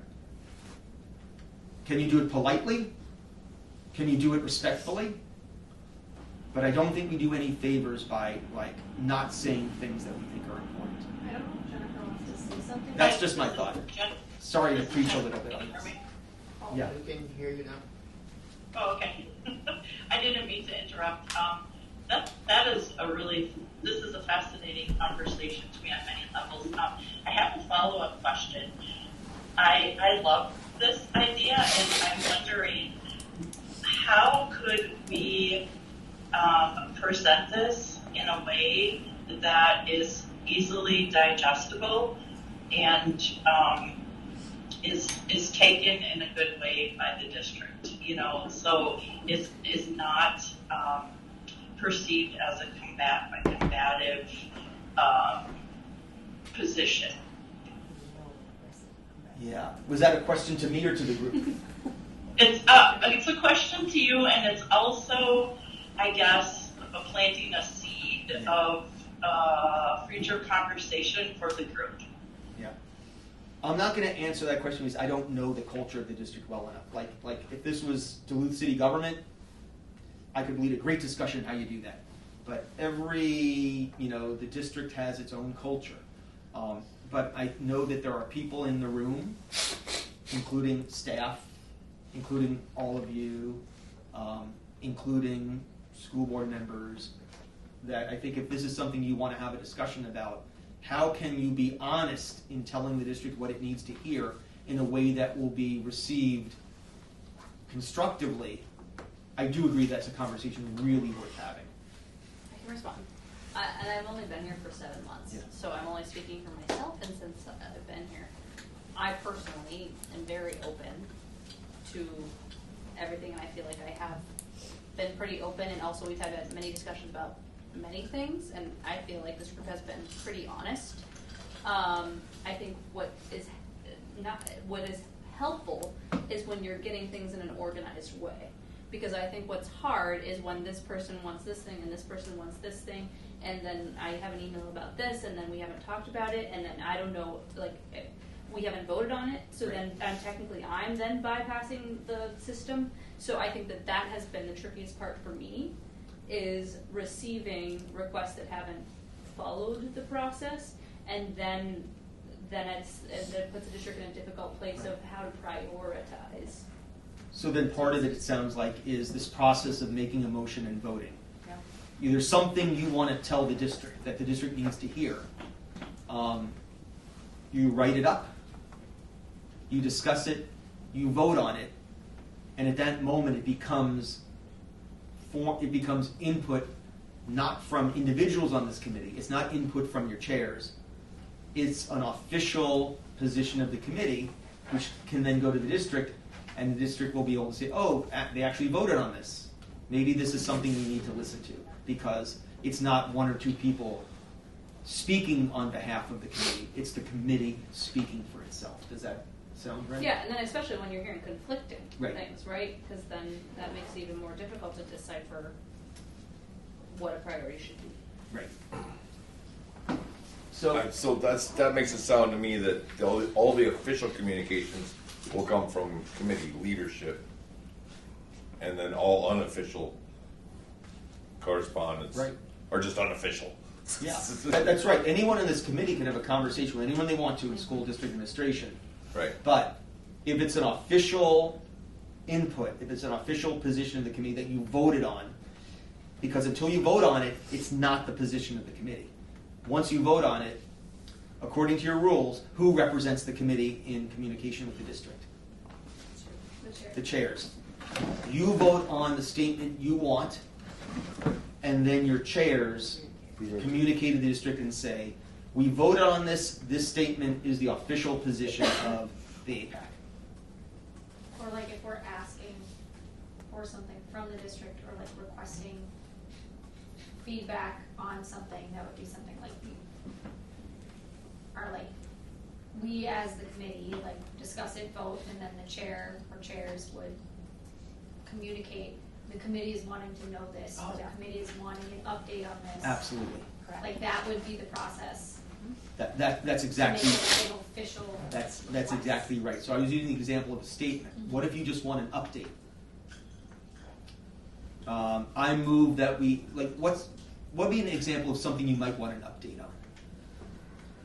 Well, we want to update on the student count all the time. On the student count. Yep, we want a budget update All right. every time. Let's take the student count. Those are sort of standing requests, though. Yeah. Like, well, they should be. Are they required to provide it at certain intervals, or? This is a hypothetical, right? So let's say for some reason a long time has gone by and you haven't gotten a student count update. Maybe that never happens, but this is just an example. And you have some discussion, and folks in the community are like, we really need to get a student count update. Someone says, what's the magic phrase? I move that we ask the district for a student count update. And you vote on it. Or if it's really clear you all want it, the chair says, any objection to us asking for a student count update? And if no one objects, and then whose job is it to ask for the update? The chairs. All official communication of official requests from this body always go through the chairs. Now, as an individual, you can talk to anyone you want to, but if it's an official request from the committee, it's voted on by the committee, and it's communicated by your chairs. one person can't go, I emailed and you never fought, I email as a committee member and I'm like, you know what, I really want to know about this, and then it's not brought to the committee, and then I'm like, well, why didn't you bring it to me? It's like, because it wasn't an official request as the committee through the chairs. You as an individual could maybe write to someone at the district, and if they don't write you back, you might have a legitimate beef, but it's your individual beef. Right. It's not the committee's beef. Right. And you have every right to write to someone in the district and say, I wrote to so and so and they didn't write me back. But you don't have the right to do it saying I'm speaking for the committee. Right. You make the request for the student count update, and if you don't hear back, you then can follow up and say, hey, what's going on? So individuals can do whatever they want to in terms of communication as individuals. The chairs speak for the committee. Go ahead, somebody raise their hand, I think. There was no taker. Oh. Okay. Takers didn't raise their hands? No, anytime something goes in the Okay. it always makes the sound. Okay. All right. Joel, I had a question. Yeah. Oh, maybe Amber. And this is unfortunately sometimes very normal. She's talking. Oh, I'm sorry. She is trying You to say finish. something. Oh, Amber's trying to talk. I did try to raise my hand. I didn't mean to interrupt anyone. No, Sorry, go I ahead. couldn't figure out how to do it on my phone. I'm sorry, so I just wanted to say that I agree with some of the conversation that has been shared. I personally, as a school board member, think it would be really helpful to have, I really love the discussion of the voting and just having that official AIPAC committee feedback. That would be really welcomed by the board and helpful. So I just thank you all for talking about this. This is going to be great. All right, thanks, Amber. And you had something. Yeah, so one of the things, and it's quite common, unfortunately, is that when people sit on a committee, Yep. they use their position on a committee without the committee actually doing the I move to Correct. and having their representatives speak. So I think that's something that we can all, I think, to hold people accountable, Right. whether it's the school board, whether it's someone from here, or somebody that, just keep in mind that it's important to have that. Right. Yeah, that was kind of funny. When I was chair, I would write things from my one email, my chair email, to the school, and then if I had a question about parent stuff, I sent it from a different email. That's right. And I think that distinction is really important. Every member of this committee has the right to speak as an individual. But when you speak as an individual, make it really clear that's what you're doing. Okay, so I would make that ask if we can make it clear when, who's speaking from what.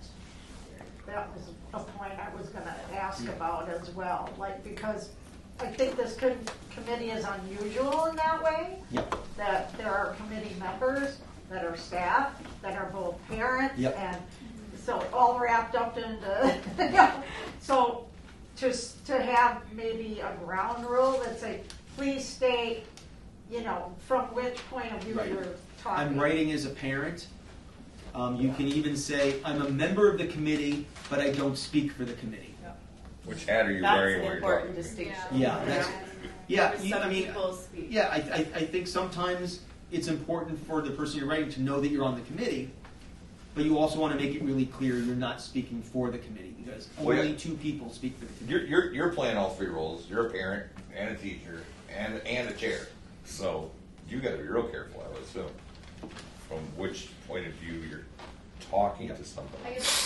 Well, I don't usually vote, so I think that's what's been helpful about that is that I really see that's my role is just to facilitate the meeting and make sure that people are recognized. I mean, I think there are a lot of times where people ask me questions about, being someone who works in the school, but that's that. But I think that was something that we discussed right away, that as if I was going to be the chair, that I wouldn't be voting on those things, and so that we did kind of at least have some of that discussion in the beginning, but that's a challenge because many of us are here because our roles in the community impact Indian education, so it's it's a challenge to. But you could talk to Marissa with three different hats. But ones you're speaking from, yeah. Yeah, you had something over here? I thought you were. No, there was a chat. Oh. She said bye. Oh, Amber said bye. Yeah. Oh, lots of Ambers. Any other kind of just thoughts or observations or questions or things you want to touch base on? Because I got one last thing I'm going to suggest we do. I move we have discussion. Part of the chairs. Oh, we have two. Why don't we go? Jen can go. Okay, go ahead. Oh, thank you. I'm driving. I have my camera off, so I can't see. Thank you. So I have a bit of a unique role in that I'm always here.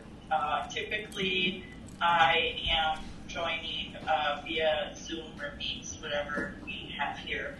And so I'm very engaged. I'm tracking everything that's going on. I'm very committed to the work of the group.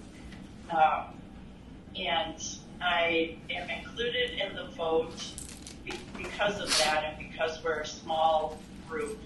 But I guess going back to, I've never made a motion or anything for, official consideration from the actual voting members because, I guess I just thought that might be like an overreach. I have brought up points to have conversation about. I don't know that any of them, I can't recall, have ever been voted on. But is it appropriate for me, and I can't think of anything, I don't have anything like, hype and pushes for the works that I'm ready to spring out, but if there would ever be a time that I would want the group to vote on something that I could bring forward a motion, or is it more appropriate for me to just introduce something and ask that someone make a motion or consider making a motion to vote on a topic or an issue that I'm bringing forward? Okay, let's get clarity on this, because I'm looking at your rules, and it says decisions are made by majority vote of voting members present. If you have the right to vote, you have the right to make a motion. It goes together. And the question is, what's the definition of present? Have you been considering people on Zoom to be present for purposes of voting? Yeah. Then absolutely, someone on Zoom can make a motion, because they go together. If you can vote, you can make a motion. Okay, that clears it up. I guess, that's all I have to say. Thank you. Anything else?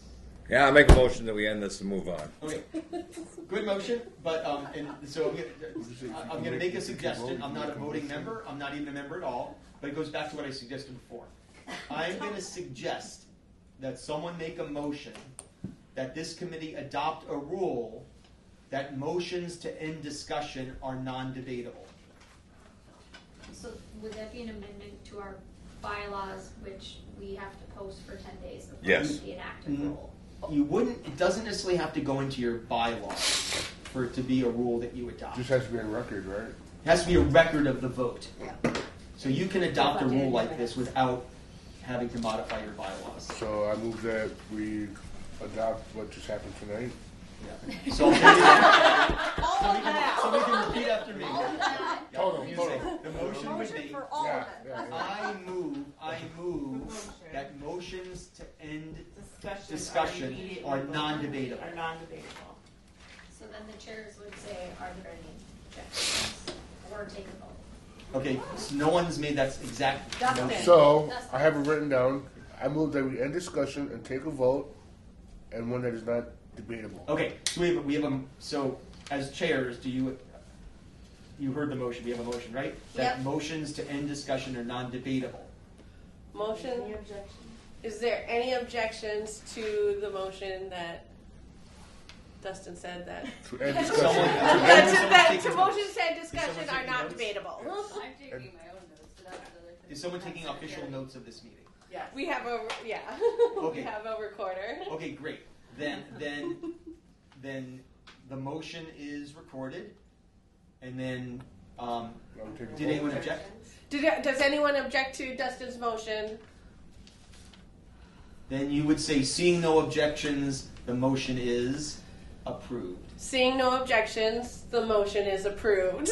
There you go. You now have a rule that someone can suggest that we end discussion, and you immediately vote on it. That's now a rule of this committee. You vote on. See you less. I'm out. You vote to end discussion. What happened to my Game 2 tonight. Let's go Wolves. Game 2 tonight. Do you see what I mean when I say my motion's never good? You shut me down. You're not even part of it. Just move right past me. Right now, you can make your motions now. Let's actually practice. What's your motion about this discussion? I already made my motion. Yeah, but we didn't have the rule. I motioned that we ended this part of the segment and move on. All right. Moved on. It's non-debatable. So, what do you have to now do? Are there any objections to? Actually, let's practice taking a vote on this one. Okay. Can we take a vote on Don's You motion don't to end even ask. discussion? You're the chair. You just say we're going to vote. We're going to It's vote. non-debatable. We're going to vote to end discussion. All in favor, raise your hand. 1, 2, 3, 4, 5, 6. 7. Jen Garbos. Okay. Any yes? Any are opposed? Anyone opposed? I want him to finish his presentation. And we're done. You just shut me down. We're done. It's over. Oh, It's sure. I okay, finally so won the one. motion carries. Because I could have done this all night. Discussions. Thank you for all that We got stuff to practice, get to. Joel. Just to reiterate though, the rule, you can have rules that don't have to be in your bylaws. Correct. Yeah. As long as they're in record. Yes. As long as they're They in reflect record. in your minutes. Yes. And they're voted Approved on. minutes, let's Yeah. be clear. If we get more than one, we can start a booklet. For you. Out is down we made today. Meet with Joel. You're quite welcome. You're very welcome. What's next on the agenda then? Next on the agenda, I think it's Old business. old business. We kind of talked a little bit about that in committee member reports. I think Risa said she was going to touch base with Greg for those to make sure that those bylaw amendments get posted. Is there anything else from old business that we need to discuss? Chair? Yeah. On agendas, typically you'll list the old business so people have a fresh memory of what that is. Okay. Good point. I'll make sure to do that. I am going to go up to the last agenda for April. Or I should say presiding chair. Yeah. Those aren't. So we have the I approve. minutes. Those aren't. I approve chastising the chair. Those aren't official meetings. Oh my gosh, we're gonna put in the bylaws how Dawn needs to. I motion that, we learned something today. Yeah. In the old things that we talked about the ELA spring curriculum last meeting. We took a vote on that. Department reports, update on carryover request documents, student count accuracy. That was,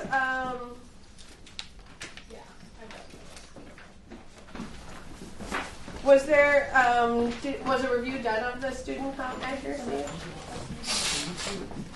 That would be reset. That would be a recent one? Okay. It's on her report. She's next. Okay, so yeah, I know she had some things, so maybe we just move to Marisa's report at this point.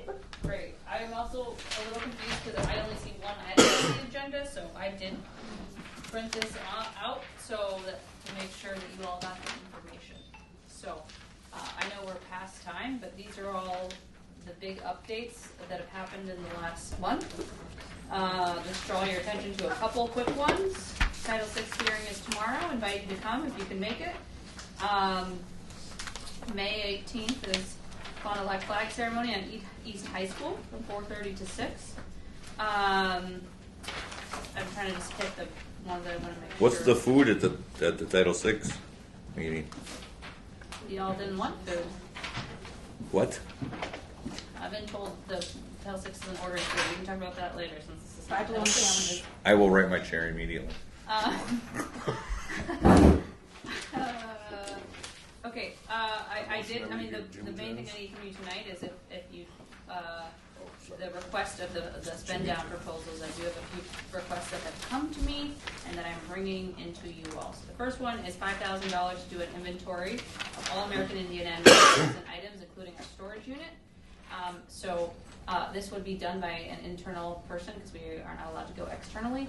So we would pay an internal person, most likely during the summer, most likely during June, to go through all materials and catalog them, ideally electronically, and then create a plan to distribute them.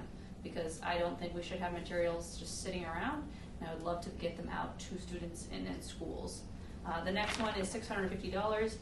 Vanessa Sakataw has quoted us $650 for 40 shirts, so that we can have a little extra for something for our volunteers and staff, and also that it'll be easier to point out who is staff and volunteers for this Saturday's powwow. $3,000 for drumming for all 3 graduations, for ALC East and Denfeld. That has been a request I'm bringing to you all. And then I've also have received a request from ALC, American Indian Homeschool Liaison, for a drum for a cultural sharing event. So I'm just passing that on as well. We discuss. I have a question. Mm-hmm. So the spend down, how much is there in spend down, and does this go right up to the amount, or No. is there more? No, there's definitely going to be more, but we are looking at it today, but we also, there's a lot of things that are about to be processed that are not updated in my system yet. So hopefully next week we'll have them, or not next week, After that the is next powwow, week. it should be a better, Yeah. it would be more accurate. Yeah, because There'll we're be spending some a things decent from chunk here of to there. change on the powwow, and some other things coming up, but no, this is definitely not going to be all of the spending. Oh, We reviewed do you have it. a ballpark of what you're working with? I'm just curious. Yeah, I mean, I Because, think you it's know, gonna that's be kind of over our. $100,000. That you spent out? Yeah. Hi. Oh, yeah. Hi. Thank you. I would take It's a budget question, and so I don't know if now's the appropriate time. I feel like I'm apologizing all day. I spilled a cup of coffee on a colleague. That's how my morning started at a public event, and it's just been one apology after another. So I did not have a chance. I'm driving home from my St. Paul office to look at the agenda. Will there be an opportunity to ask a question about, I did watch Cow last night for 4 hours, believe it or not. I hung in the whole time. And Superintendent Magus did indicate that we are going to have a reduction in our American Indian education staff for next school year. And I don't know if this is the budget conversation or not. Yep. I'm not sure, but that's an important conversation. I'm guessing we're going to have at some point. But is this part of the spend down conversation or not? So it is, sorry, it's not on, you can't see anyway, but this is in my report, so there's an update on staffing. Okay. There was a reduction of one American Indian Homeschool Liaison at ALC. So that was Mr. Vang, and that is also due to change in title funding. And then Jamie is, who is currently in the Indigenous cohort, she's going to be moved to support elementaries, specifically Lowell and Myers for next year. So those were the two staffing updates. And the Piedmont position. Okay. You said that they weren't going to hire for the Piedmont position again. Okay. There's one. I don't mean to jump around. I understand those are staffing. Just bringing it back to those are related to the financial. As long as we're going to get to those, but I believe Amber, the Amber. I can see the Amber was talking about the approximate, left over. We don't have any idea what that will be. Yeah, I didn't have a space on the agenda tonight, so this is what I have prepared. I don't have the exact number prepared, so I can work on getting that for you all. So, a question about that $5,000 for the inventory. How exactly that pushes the materials to the schools? Because right now there's stuff everywhere, Right. In boxes and storage units and random places in the office. Right. And everything needs to be literally pulled out, cataloged, how many do we have of what, and then we need to figure out what schools have what and where do these materials So where's the $5,000 going to? I'm asking. To pay somebody there.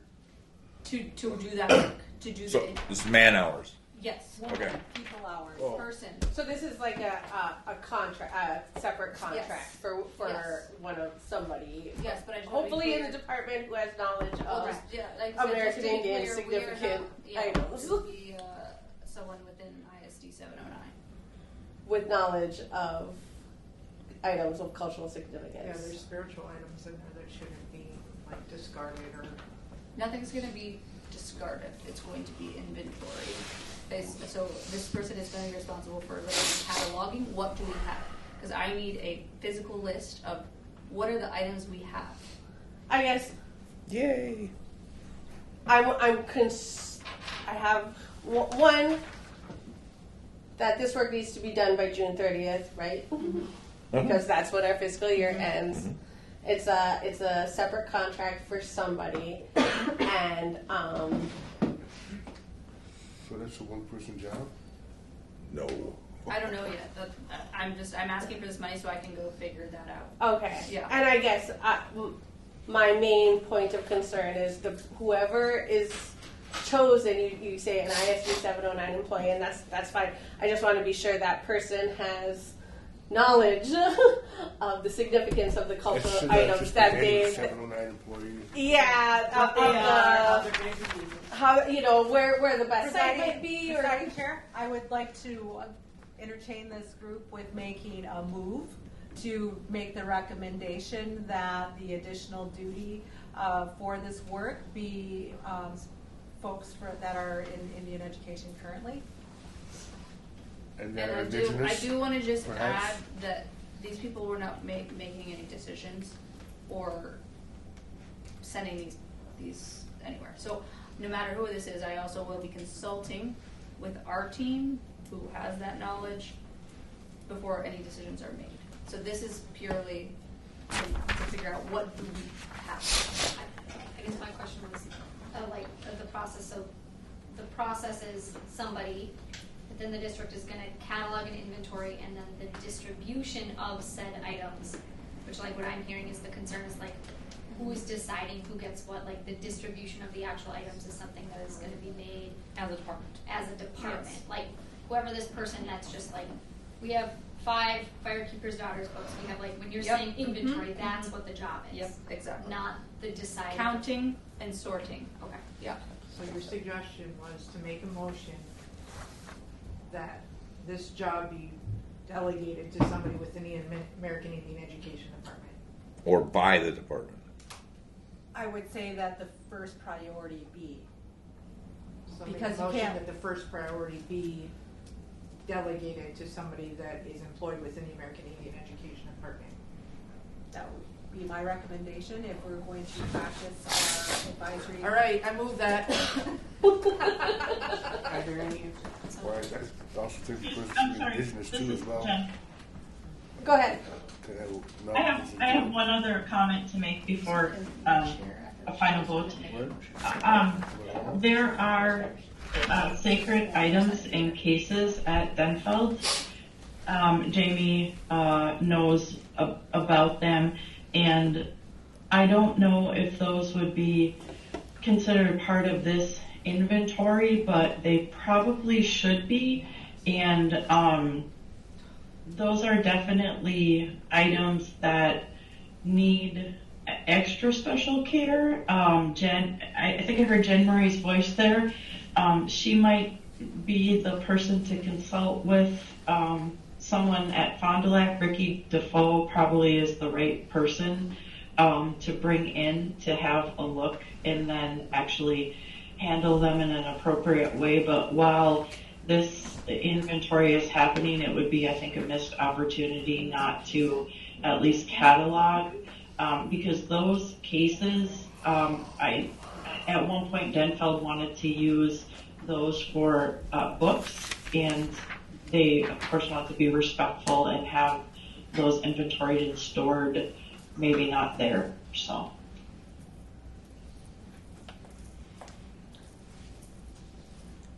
I'm going to make a motion that the other 3 We proposals got be to stick approved. with the one motion. Oh, we got that one we're motion? at. We've Where is got to it? stick with the one motion on the table. Is there any further discussion? So the clarifying of the motion is that the inventory, the job to purely inventory the items to be offered to a staff within the department before giving to a staff outside of the department. Is that my understanding of the motion? Yes. Okay. And with Jennifer Garbo's discussion, I would like to amend my motion to also include inventory items that are part of the Denfeld displays. I do know that Sheila White had done something with them when she was here. I think she feasted them. So somebody like Ricky Defoe or somebody within the department that knows how to do that should also be inventorying them. I can't talk So to I them. second that motion and your amendment. All right. All right. I'm going to call for a vote. All in favor, raise your hand. Aye. 1 online, 2, 3, 4, 5, 6, 7, 8. It looks like it's unanimous. What is Curtis? Oh, Curtis, are you on? Oh, okay, awesome. Then it is unanimous. Thank you for pointing that out. Thumbs up. All right. I had a question. Motion carries. Oh, okay. Go ahead with your. We can move on next. I just have one quick question. Is the 3,000 enough for the? It's 5,000. No, for the drum group. We're on one at a time. I thought we already finished that. We just did one for the inventory. Yep. Right. We're going down. So now Oh, you're going in order. Well, we don't have to. Okay, I motion that we approve the other two that I'm not talking about. I'll just say, can I answer your question? I've been paying roughly just under 1,000 for drum group, so that's why I estimated 3,000. Gas prices is really up, you know. Oh my gosh. These people need a little bit more. Have you contacted anyone about those at all? Because sometimes they ask for an amount. So I'm just asking because sometimes when you talk to them, they tell you what they're asking. I think other people have started to charge people. I personally have not. Okay.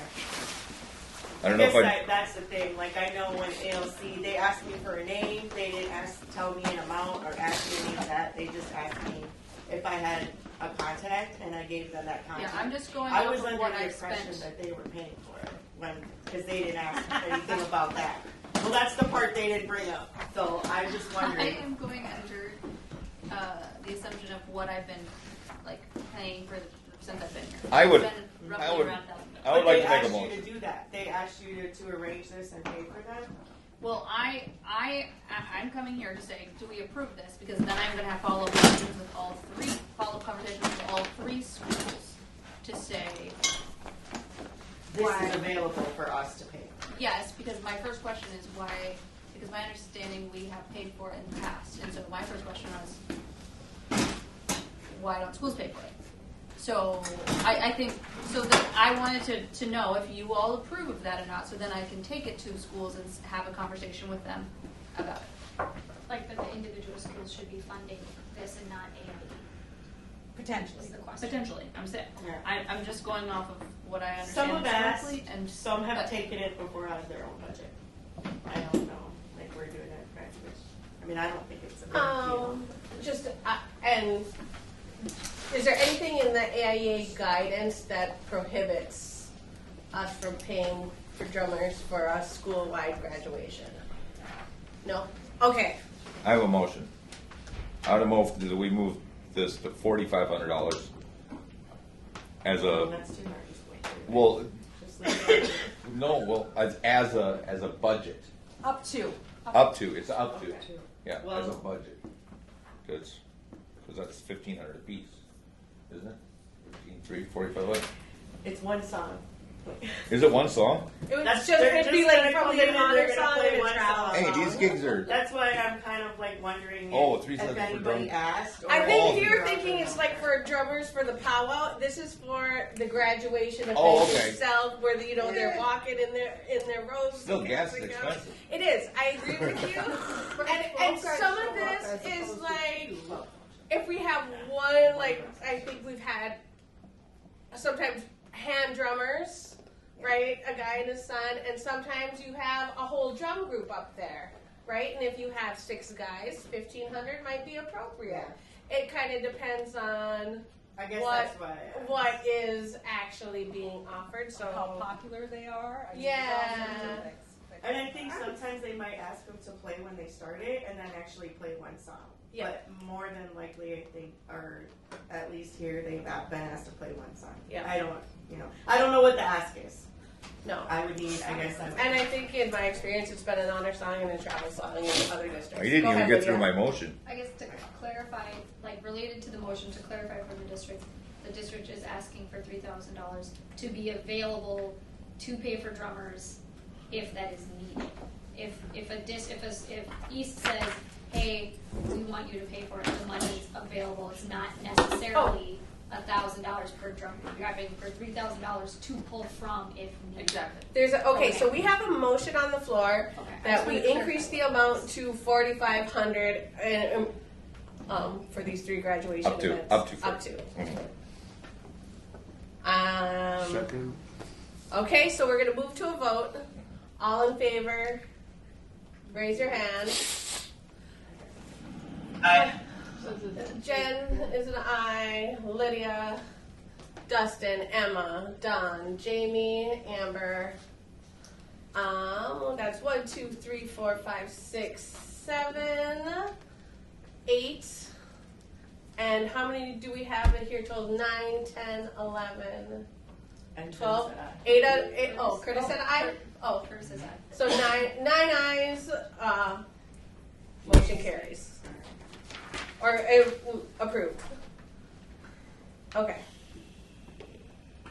$650 shirts for volunteers and staff for powwow on May 9th to Vanessa Sagata. I move to approve that expense. I'll second that. Let's go. All right. Everyone, I call for a vote. Everyone raise your hand if you approve. I see 1, 2, 3, 4, 5, 6, 7, 8, 9, 10, 10. Motion is approved. All right. Then the last one on here is a $1,000 request from ALC, American Indian Homeschool Liaison, for a cultural sharing event. My question is, what is the event? What's the sharing event? I have very limited information. It's a cultural sharing event with 30 to 55. I was told 35 to 55 students at ALC for review. And are the only American Indian students invited to this event? No. Is it going to be like the culture night at Lower Matt kind of thing? They said it's a cultural sharing event, so I think it's probably going to be similar to that. Mr. Vang's probably going to be something like that. Yep. Yeah. Similar on a much smaller scale, probably. Yeah. I would again refer to the guidance, and I think if it's a mixed group, we can only pay proportional up to the amount of American Indian students present. Is that accurate? I don't know what the event is. I don't either. Cultural sharing event, where I think similar to Laura Mac, what we had the other night, which was sharing of cultures. So we had a drummer and dancers. Actually, I forgot to put that on my sheet. Drummer and dancers there. We also had student performers, and then we had tables representing a bunch of different nationalities. And was that event fully funded by the American Indian Education Stated Plan? No. Okay. So just Good our to portion for performance. Lydia, you have something? Is there, I guess we're asking, the ask is for $1,000. Is there like a proposal of what the $1,000 is? It to purchase food or No, the $1,000 for a drum. to pay for a drum group to come in and drum? Mm-hmm. Is that all night, 1 hour, or? I have. Well, I got one song, or? I think I would have It to said be. the event is from 10 to 12. So it's during the school day. I think I'd have to stay consistent and try to raise that to 1,500. I think I would ask what the plan is Yeah. first. Maybe you could write and tell us what it is. I've asked some follow-up questions. I've shared that information I've received. The 30 to 55 students, 10 to 15 will be American Indian. 10 to 15 will be in it. I'm just passing on the request. That sounds like that'd be a whole class right there. I think. Is there a way that we can include our American Indian students from throughout the district to be able to attend this? I'm not sure. I'd have to ask. I think that this is an ALC event. From what I understand from them previously, is they've often felt overlooked and that they don't have as many resources because of their space. So when given the opportunity to bring people in, they always want to do that. So they're asking us if we can help make that. So we have 50 ALC independent study American Indian students. Yeah. Like Are they that 10 to 50, we're missing a big chunk of that. That's not even. differ with you. And I agree. It's a principle. Obviously, I will make an ask and ask how. Is there a plan to include them? Mm-hmm. Yeah. But I would say right now there's no guarantee. So What is the date of this When event? isn't that? the 26th, May 26th.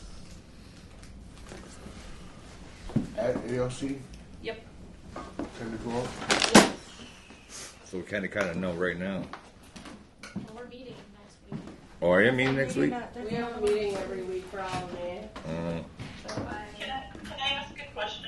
Yeah. Would it be possible to invite the high school students from Easton Beckfeld, at least make an invite to justify the drum, us paying for the drum? You know, The only thing is that we're not space. It's not big space. I hate saying no, especially when we have money and especially when ALC is going through what they're going through, but yet I do understand that, you know, we have to, you know, be careful and that our money is intended for our American Indian students. But there is something to be said, I think, and it's a slippery slope, so I don't necessarily want to bring us in that realm either, but that there's value in our non-native students understanding our native students.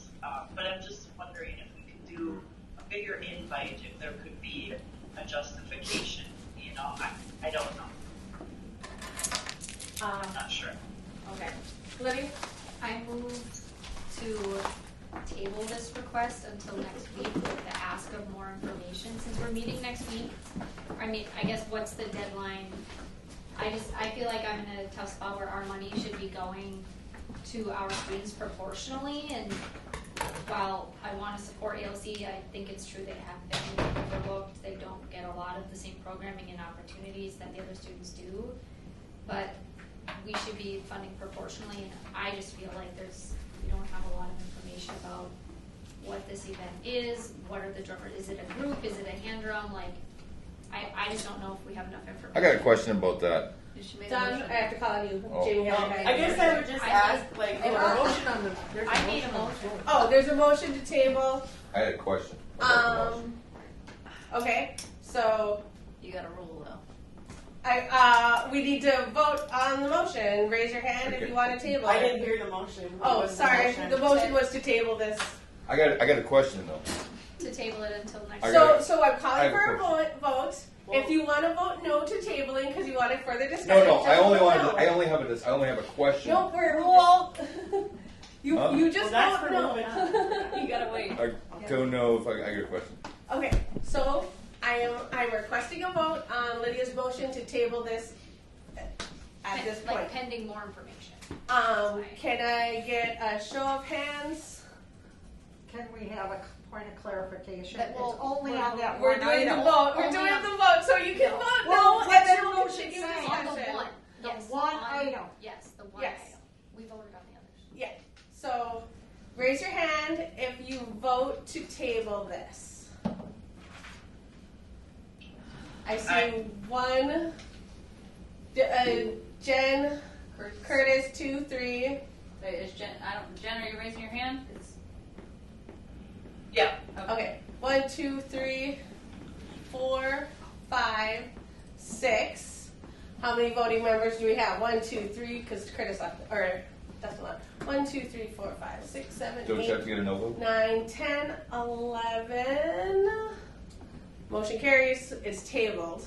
Yeah, I just want to say that most likely means it's not going to happen because next week I don't think I'm going to get a ton more I information. didn't vote no. And You, that, I know you didn't. You weren't counted. If It we wait was till next week, Lydia, that puts us less than Madonna, 2 weeks. Jamie, I Cadell, was saying. Tim, Jen, and No, Curtis. I had a question. I don't think that was proper. Well, because we have to. No, because when she made the motion, I had a question, so we should have discussion. The only time you have, the only time you have up down. We weren't moving on. We were just I'm trying sorry. to- Okay. But Point of order. Make a motion to reopen the discussion based on the information Marisa just gave too. Yeah. Because Reese has said tabling it is. You can't tell me what to do. She's suggesting. I'm suggesting. Curtis has his hand up. All right. Curtis has his hand up. Okay. Curtis? I don't know if, well, I guess, what are the rules? Amber can't make the motion, but I mean, I'm open to reopening it. I kind of pushed that we had the foreknowledge that it's either we vote tonight or it doesn't happen. Prior to voting whether or not to table the discussion, but here we are. So, yeah, and I guess at this point, then I'd also like to hear what Don has to say. I agree with you, Curtis. Thank you, I'm sorry. I'll try to do better. Well, that's only one of the issues with the rule, because I felt like you couldn't say that. You know. We're all learning. She's going to take them back. Yeah. It's not if you're just like motion for table, it's to leave the motion. No, he said though to make a rule about if you make a motion to immediately vote. No, that's what what we said. That's where I was. That's all that is for. So I was corrected in saying, nope, we could discuss her motion now. That's appropriate. I had a question. That wasn't even the same thing. A point of order, because a question is not the same thing as a discussion. What the motion I think you're thinking about is to end discussion. Yeah. Just only to end discussion. And move on, That's the only time that applies. Yeah. So she point said- of clarification, we're reopening this discussion. I apologize. Tabling it is essentially Let me just say it again. Okay. I don't think I'm going to receive much more information. I can ask. I can tell you. I just don't think I'm going to receive much more information. So you have to be okay with that. And then number two, if we wait another week, that puts us less than 2 weeks. And then you're also then essentially like I can't move on this until next Thursday. So that's going to make it pretty low probability. Can I get my question answered? Yes. Okay. So the question I have. No. It's not a yes or no. So if we have it's a cultural event where we know our students are going to attend. Now, why is it inappropriate for us to spend the money on a drum to an event that we know our students are invited to and are going to attend, even though it is an outreach to other people in that ALC community? So I have a comment about that. I don't think that we're saying that it's inappropriate. I just think that the question is if that's a good use of our funding and if we're reaching a number of students. Now, if it was going to include the students that are in that program that are not in the building, I mean, I think that's great. It doesn't mean they're all going to come, but they should definitely be extended the invitation. So even before, like, inviting the other schools is great, I think that's totally a viable thing too, but we should be inviting the students that go to that school. Yep. And there's 50 of them that don't come to the building at all and get any opportunity. I've never been in that building. Is But it also, I don't think that it's wrong to ask for like a description of the event. I have to submit that, like when I say all my stuff, I am asked all those same questions. Right. So I don't know why that would be any different here for this person. To answer who's going to be there, what's going to happen, when it's going to take place, all of those things, because those are things that are asked of me when I am doing that. So I don't feel like that should be any different. And who requested the liaison request? And they're not here. Yeah. But there should be the standard policy and procedure that all staff or district employees follow. And You would that's think. putting in your proposal.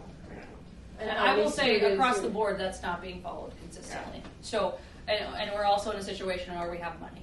So that I just decided to bring that request forward because of also that as well. And I will say there's a lot going on there right now, and I also think I don't know if any of you have been in this space, but it's not very big. So I don't even know we could invite other schools because like. If they have 55 people show up, that might be the space. That's max. Yeah, so that's another thing about inviting out of like people who are not seat-based is like you can't invite all the kids at one time. There's not enough space. So that they could would be not come. Right, but I'm just saying if they're expecting 55 kids, I don't know if they could have more than that in the space they have. So that could be one potential answer of why the out of seat are not coming. Should we just do? Oh, sorry. With the information that it could be canceled if we don't vote on it tonight, I'm going to withdraw the motion to table, I did not understand that if we did not decide tonight, that it's basically, so. I don't Could think we it just- would be I don't think it would be canceled. The Because drum wouldn't, yeah, we couldn't pay for drum. We just wouldn't have the drum. Just for the fact that anything can happen. So you don't want to be the person saying, well, it's not gonna happen, because you're not in charge of that right now. So I believe, to me, the question that's being asked is this request came in from a employee staff person without following the policy and procedure to do an event. But I'm saying across the board that has been. But when do we set the bar? Yeah. And when do we set the Well, expectation? Yeah. We can approve tell it. someone else today. Well, you know what I mean? Like, oh no, you didn't. Yeah, no, I think.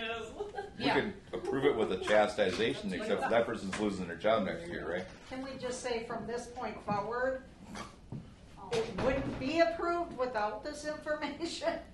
Well, like that person's losing their job And I anyways. guess, I would They're not ask being picked up next year. that we put a phone call into Betsy Blackhawk and just ask if this would be an approved use of AIA funds, given the fact that only 9 to 10 American Indian students would be present out of 50. I thought she said 15. The answer I had was 10 to 15. So no guarantee. I'm just passing on information, and also definitely not trying to pressure. That I fully understand everything you all are saying, and I don't think. I think it would be I great. think either way is reasonable, to be honest. I think it would be great to just, to have this approved with caveats like, if it's appropriate and stuff like that, Are you gonna make that motion, Don? That's the motion. Let's go. Is there any discussion on Don's motion? What was your motion? What's your motion, Don? I move that we tentatively approve this with caveats like, is it appropriate? Should the person made the request be chastised? I think they have open office hours now for state aid plan. We're planning anyways, so.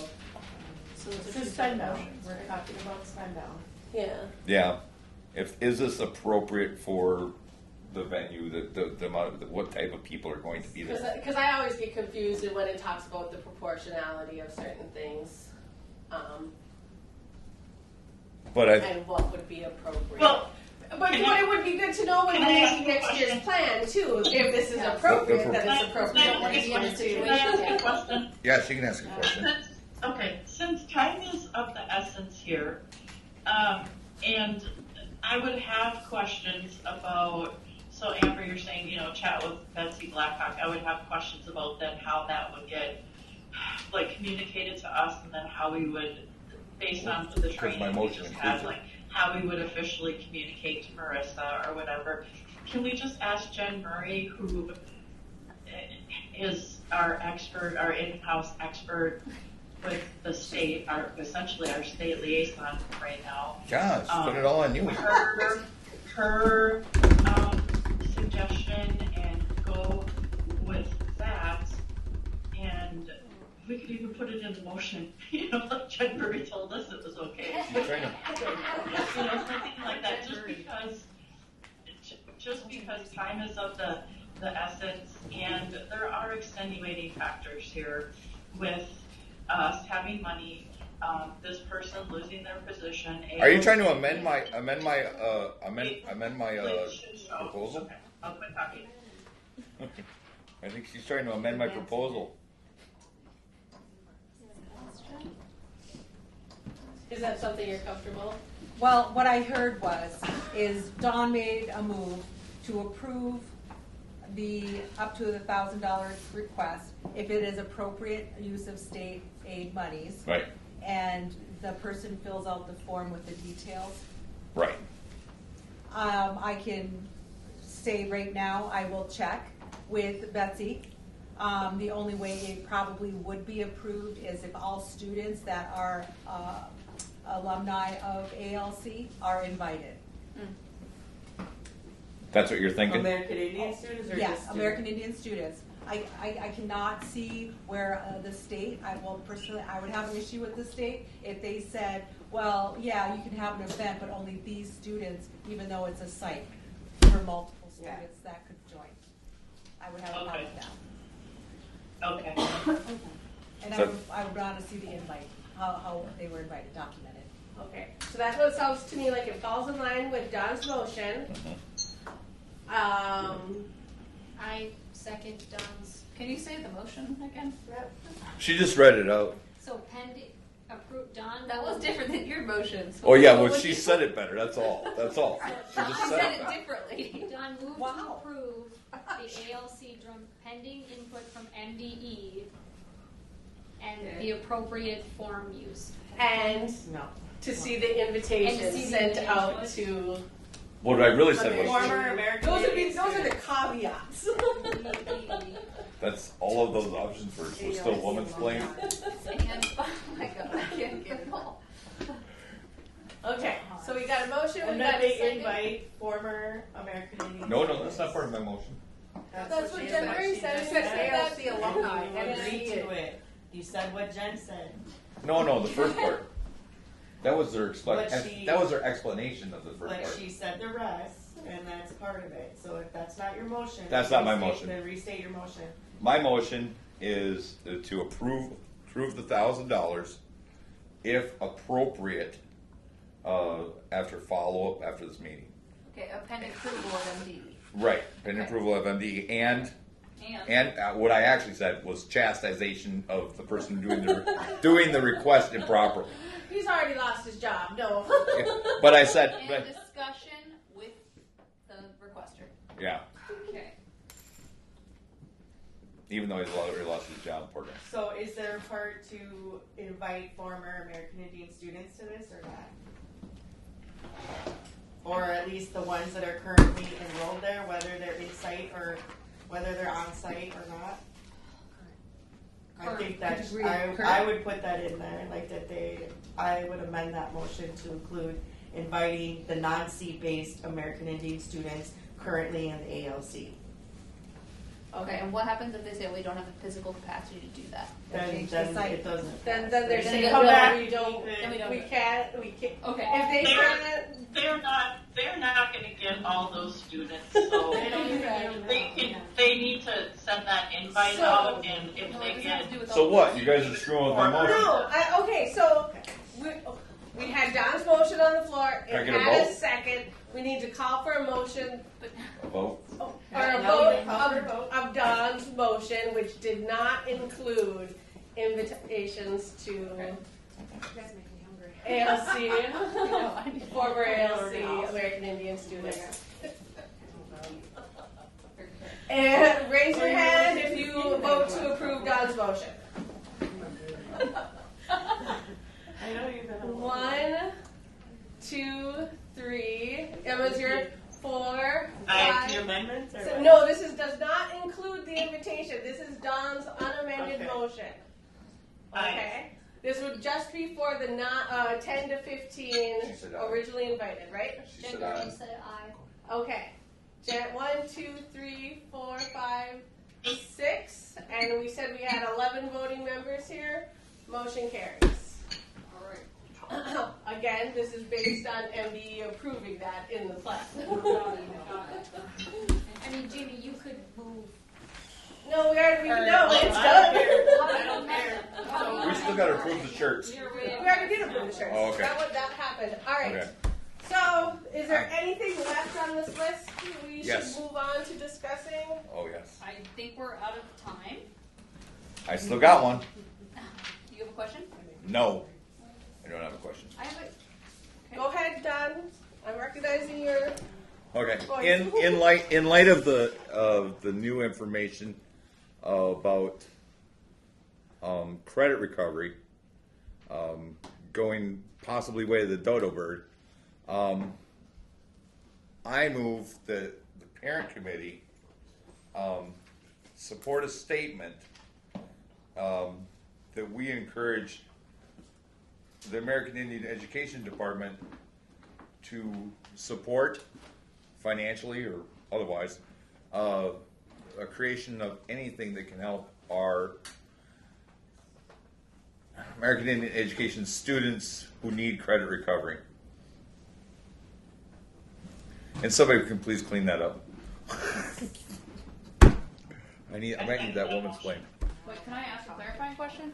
Sure. No, just kidding. Yeah, no. You'll take 5 minutes. What are you doing? No. So just to clarify what you're asking. Right. You're saying to put money towards credit recovery if needed? Okay, I don't even know if that's possible for the American Education I don't Department. even know if that's possible either. So, but what I want to do is I want this committee to say, what I want this committee to say is that we would support that if possible. But you're saying for American Indian students who are in ALC, or what are you saying? No, this is for high school students. For high school students.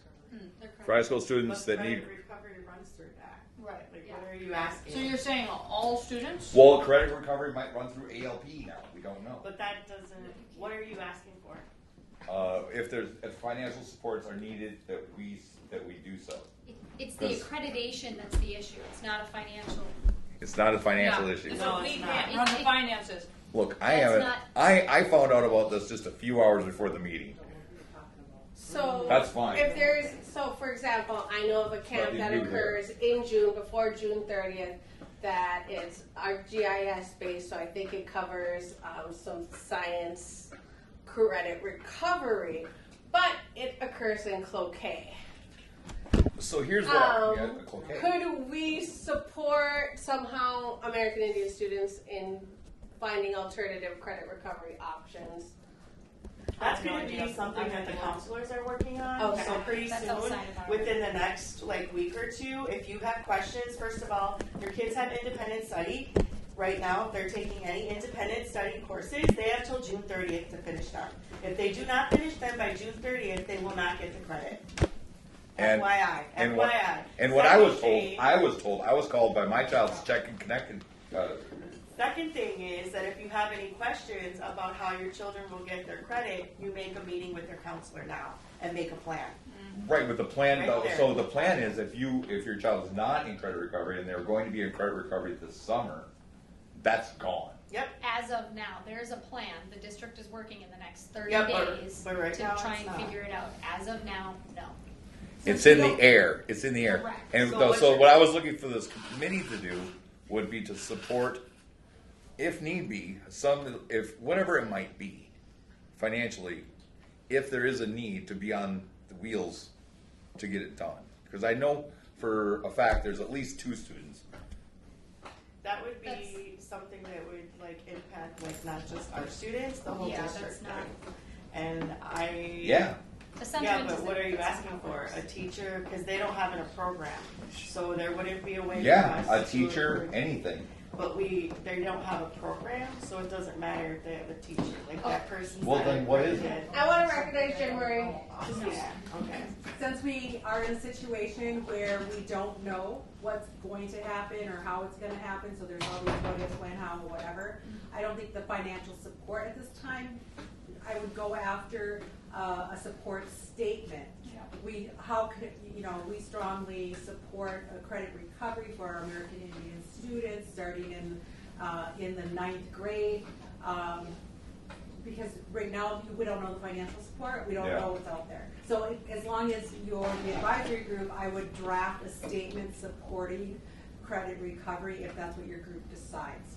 Or whatever or bring forth our concerns about how this is going to impact our students. Yes. Do we have any volunteers to draft a statement? Not Don. I'm just kidding. Yeah, well, I've drafted. I just found out we had to draft one when he was in the meeting, and then I deleted it. Remember, you can nominate. I would work on it too. Okay, I withdraw my motion. Okay. What? Because we just had volunteers think- to draft a statement, and you're I like, definitely Well, think you're just changing it. That was changing it because he wanted money. It's and now he's evolved. saying secret. It's evolved beyond me. I definitely think Okay, go ahead. I was reviewing the district's update, and it does say there's a section here about meeting scheduling. That it says that Marissa my understanding of why we're having meetings is to develop the plan. As of now, we have a meeting scheduled every week in May to develop the plan because it's due June 1st. I also see that we're requesting an extension to July 1st, but we don't want to put this We off. would need to approve that as a committee. That would have to be something Right, that so is voted on. From my understanding, we have meetings every week in May scheduled in the effort to have an adequate amount of time to create the plan that as of now has a due date of June 1st. What I'm reading here from the district update is that Marissa cannot make the next two meetings. Jen will be here. So is the request to like move one of those meetings Yeah. Go ahead. So yes, obviously these dates were set even before I was hired. So the 13th is my daughter's birthday and the 20th I'm out of town. So my thought are multifaceted here. Number one, I think that we need to get the strategic plan in a more complete place to then base the state aid plan off of that. Originally, I thought we were going to talk about the strategic plan in this meeting, but Did you bring? You have it? Can you share it if you brought it? I did not bring it because you told me we were going to be training tonight. Yeah, but that and doesn't mean it can't be shared. It's just not. to, No, like, it can't. read. I'm saying. And so my idea is to share asynchronously, and then to do feedback, and then so that we can come and then chat about it. It's not in full completion yet, but I think we can still start talking about it. And so my request is that we, and obviously pending approval from MDE,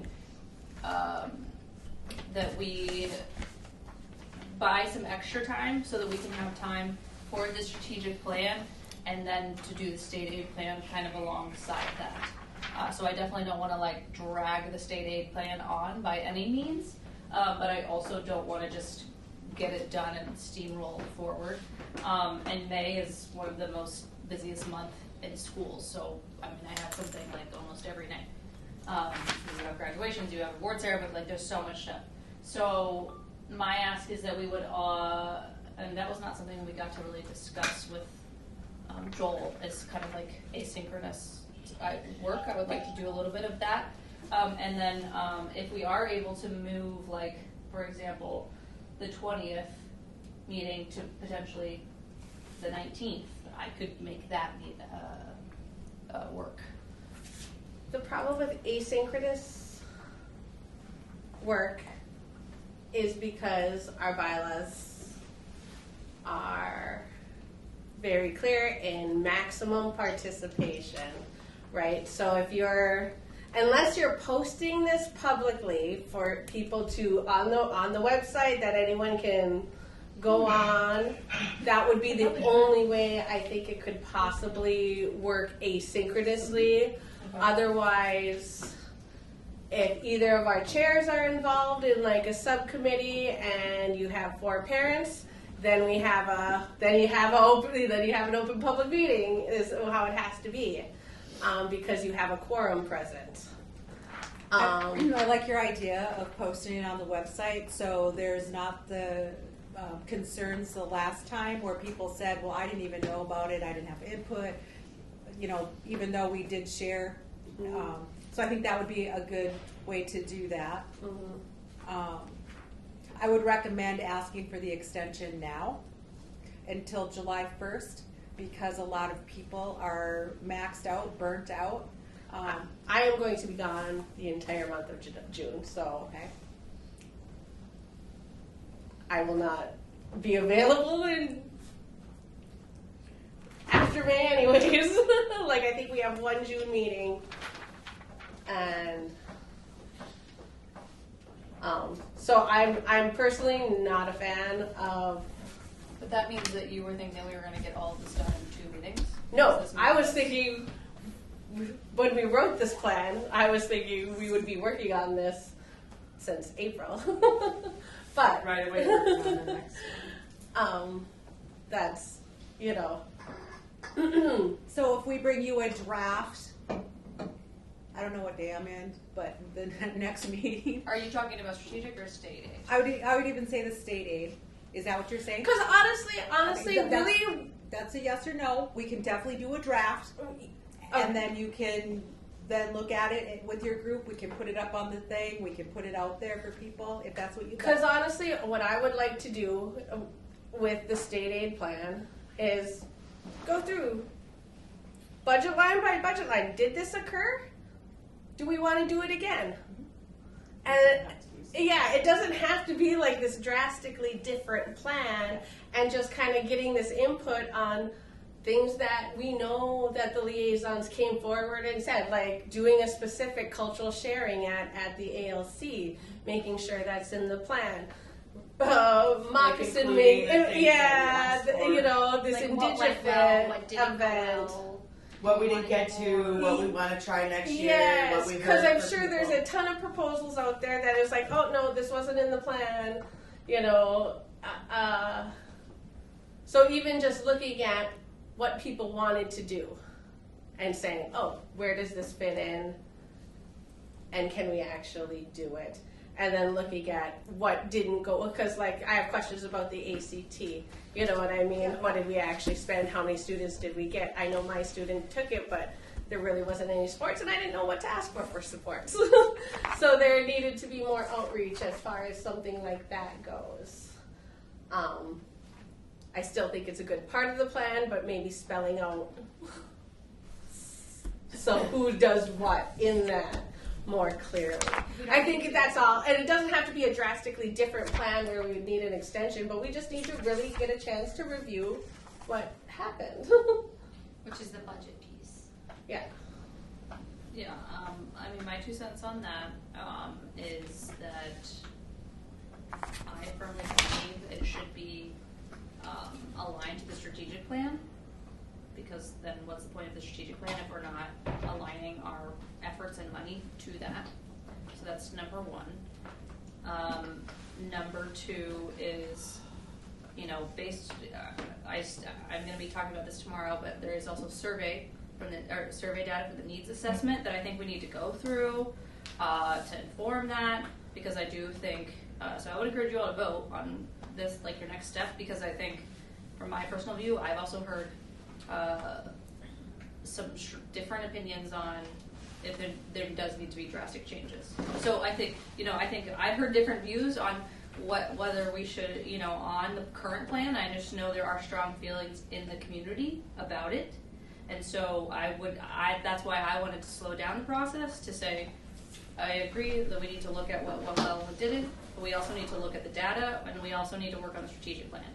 I can't bring a draft next week. I mean, maybe you and I can work together and do a really rough thing, but there's no way that I can bring a draft. I don't think we're asking for a draft next week. We're asking to be able to review this year's plan and say, oh yes, we would approve this, you know. You're saying the strategic. Okay, so now I'm talking about, well, I'm saying both. I'm saying both related. You're saying the state aid.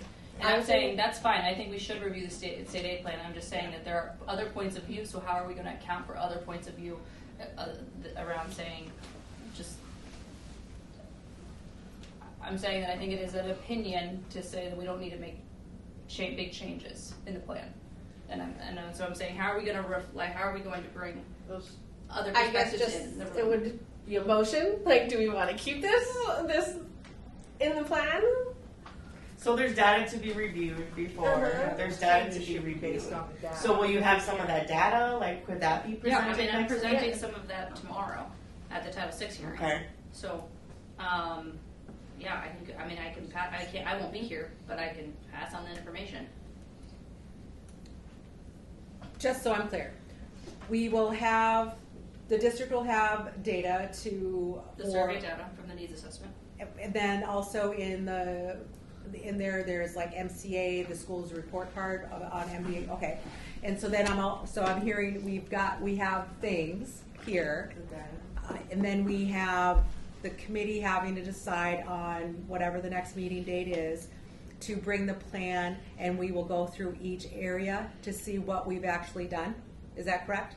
That's what I would like. Okay, so you guys have to decide that, and I will be available, whatever your meetings are, because it's in my calendar. I'm on the wrong And day. I thought obviously, today was this is Tuesday, the group so- needs but to I'm decide here. this. I don't get to say anything. Well, just because you're gonna be gone in June, we have another chair. Yep. Well, are you gonna come all June, like? There's a meeting in June. There is a meeting, but I didn't want to come tonight, but And you know. that is kind We of the only have last one. meeting of the year where we have to do an election, elect new officers, and there's end of the year stuff that we need to take care of. Go ahead. So it sounds like do we want to apply for an extension for the state aid plan? Because what I'm hearing is we have data to review. We need to go through the plan as it is and say, what did we accomplish, what worked, what didn't.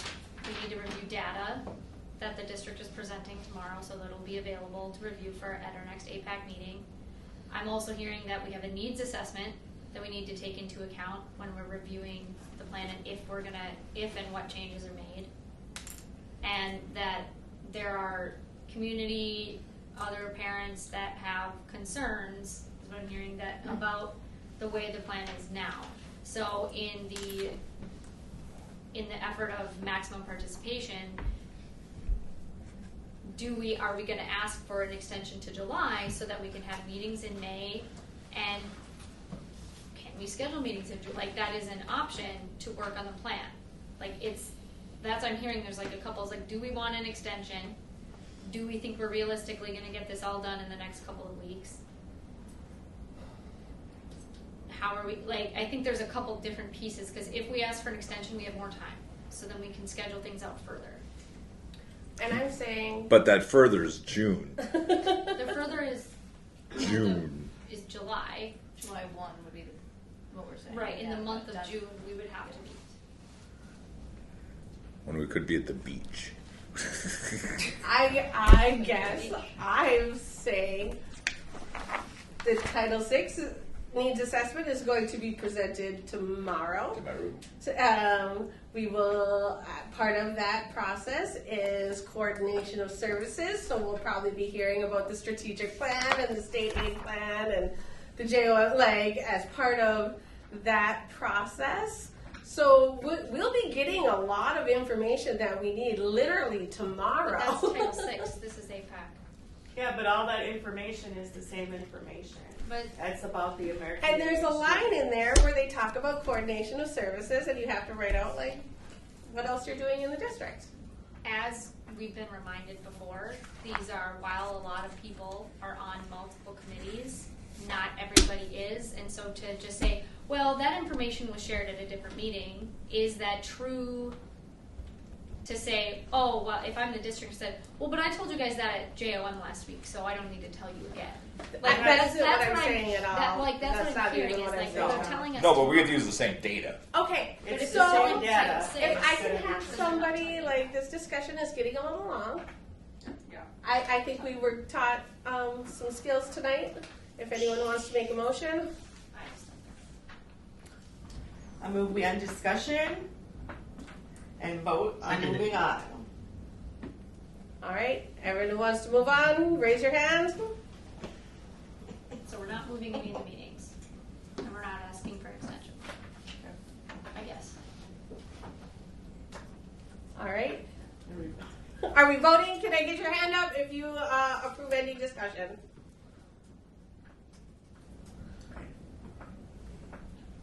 Oh. Can you hear me? So there's no district rep at the next two meetings, and we're okay with that. Jen Murray I will is be there. I will be. Oh, I'm remote, so it's a little hard to keep in time with coordination. We're voting to end discussion, or are we voting? We're voting to end discussion, yeah. Okay, and that's based on Jamie's request and my seconding, correct? Yes. Okay. So everyone in favor of ending discussion, raise your hand. Please raise your hand. I see Curtis. I see 1, 2, 3. Jen Murray's 4. Oh, I'm not voting. Jen Garbo. Oh, no. Okay. I thought Jen Garbo said. Did I say Jen Murray? Yes. Ever, and Jen. 1, 2, 3, 4, 5. Was that a hand up? No, I Okay, that is not majority. So we continue discussion. Right, and I gotta send my employee home, and I need to I have to go. go. We're past I 45 gotta minutes over. And change. Yeah. So. All right. They can leave. I mean, they're not. We're gonna voting lose. We're members gonna lose our online peoples. anyway. So do you want me to just sign you out when it's done? they can leave. You can Oh. log in too and join the Google Meet again if you would like to. Yeah, I think that'd be better because you don't want to leave your account open. Yeah, I have like private information that people cannot. Because we still have a quorum present. We're gonna have to end. They can call you back in. Okay. So what happens to the Google Meet? I'm gonna log in and I'll sign you guys back up.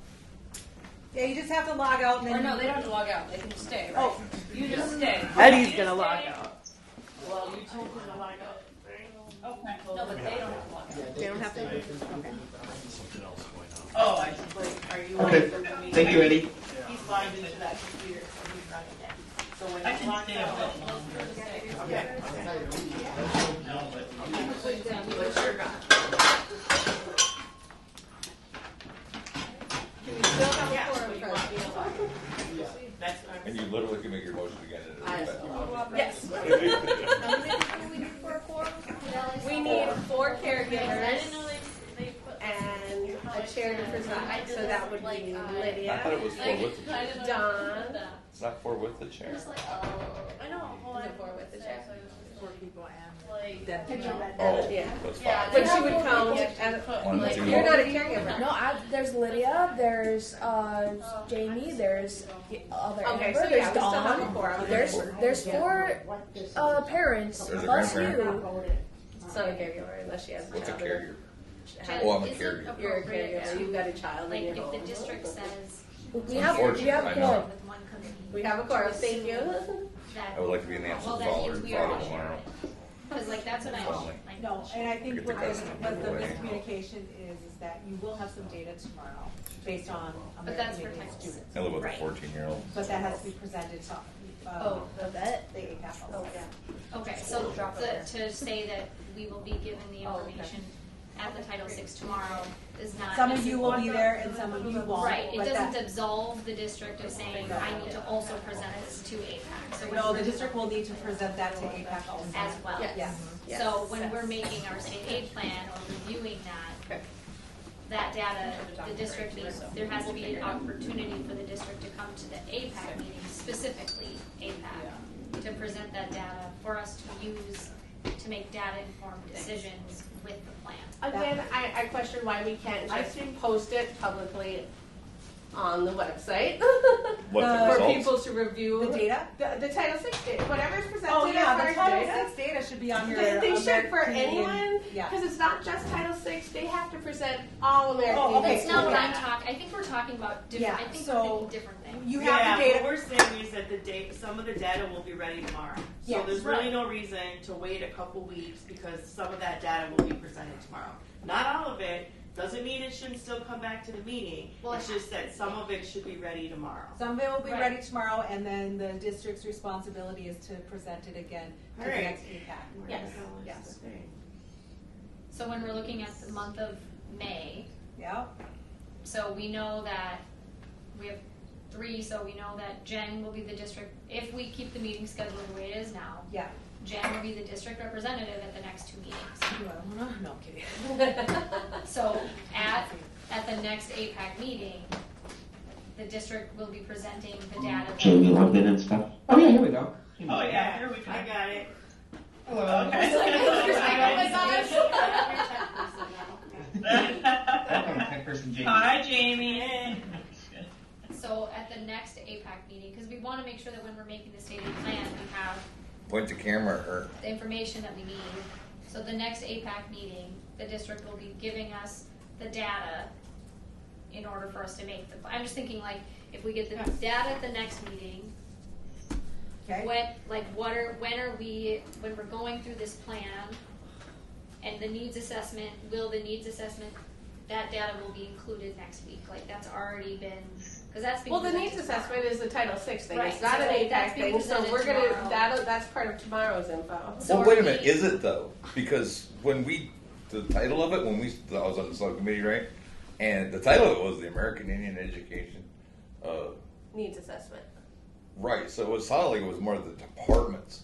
It's the department's needs assessment. So for the Title VI Indian Formula Grant, you are required to conduct a comprehensive needs assessment as part of that. That's what you guys should have done. Right. You also need a comprehensive needs assessment for your JOM program. Right. You do not need one for AIPAC or your state aid plan, because I think there's kind of the assumption you're getting you're getting your needs from maximum participation in meetings, from your American Indian staff, from coordination of services with your title program and your JOM program. But when we have that information, why not use it? It's kind That's of like exactly what I'm saying. Well, it just should be emailed to all of. It's just going to be emailed to all of us, right? Well, no, you cannot email. Parent Square is not a public notice. It needs to go up on the website. So the results? It has to be posted. Yeah, the needs assessment results is just fine. Why couldn't that be posted publicly? I have Those no are idea. our needs I have assessments. no Those idea. are the results of our needs It's public assessment. information Yeah. because it's not identifiable on the survey. Okay. Okay, Marissa, you had your hand up? Yes, I just want to say there were a lot of things we had talked about wanting to ask the community, and we had also talked about survey fatigue. So we sent out one survey. It was the needs assessment, but it went out to all American Indian parents, and that is yes, that data is That's relevant. the comprehensive needs That is assessment. relevant to The department. the department, and that will be shared tomorrow. Yeah, I think we're all The saying first the exact step. same thing. Yeah. Over and over again. It'll be shared tomorrow. Yes. It'll be posted But on the I think what website. Lydia's point is that shared again. because it's a Title VI public hearing, that there might be some folks who are not there. So then I think we can post it on the website and people can review asynchronously, but I think It's a public I meeting. want that to be taken into consideration when we are building the next stuff. Yeah, and, I think at the last meeting you had mentioned doing a thought exchange specifically about the state aid plan. No, we did a thought exchange for that's what I'm talking about, the comprehensive needs Okay. assessment, because we had talked about multiple things, so I put everything together in the thought exchange. So are we going to move any appointment, any of these dates? I guess I didn't understand that. Huh? Are we moving any of the dates? Didn't you all receive it? And some of you took it? Yeah, I've taken it. Yeah, I've taken it. Yeah. Yeah, I got a parent square and did it. Okay. Yeah, I did. That's it.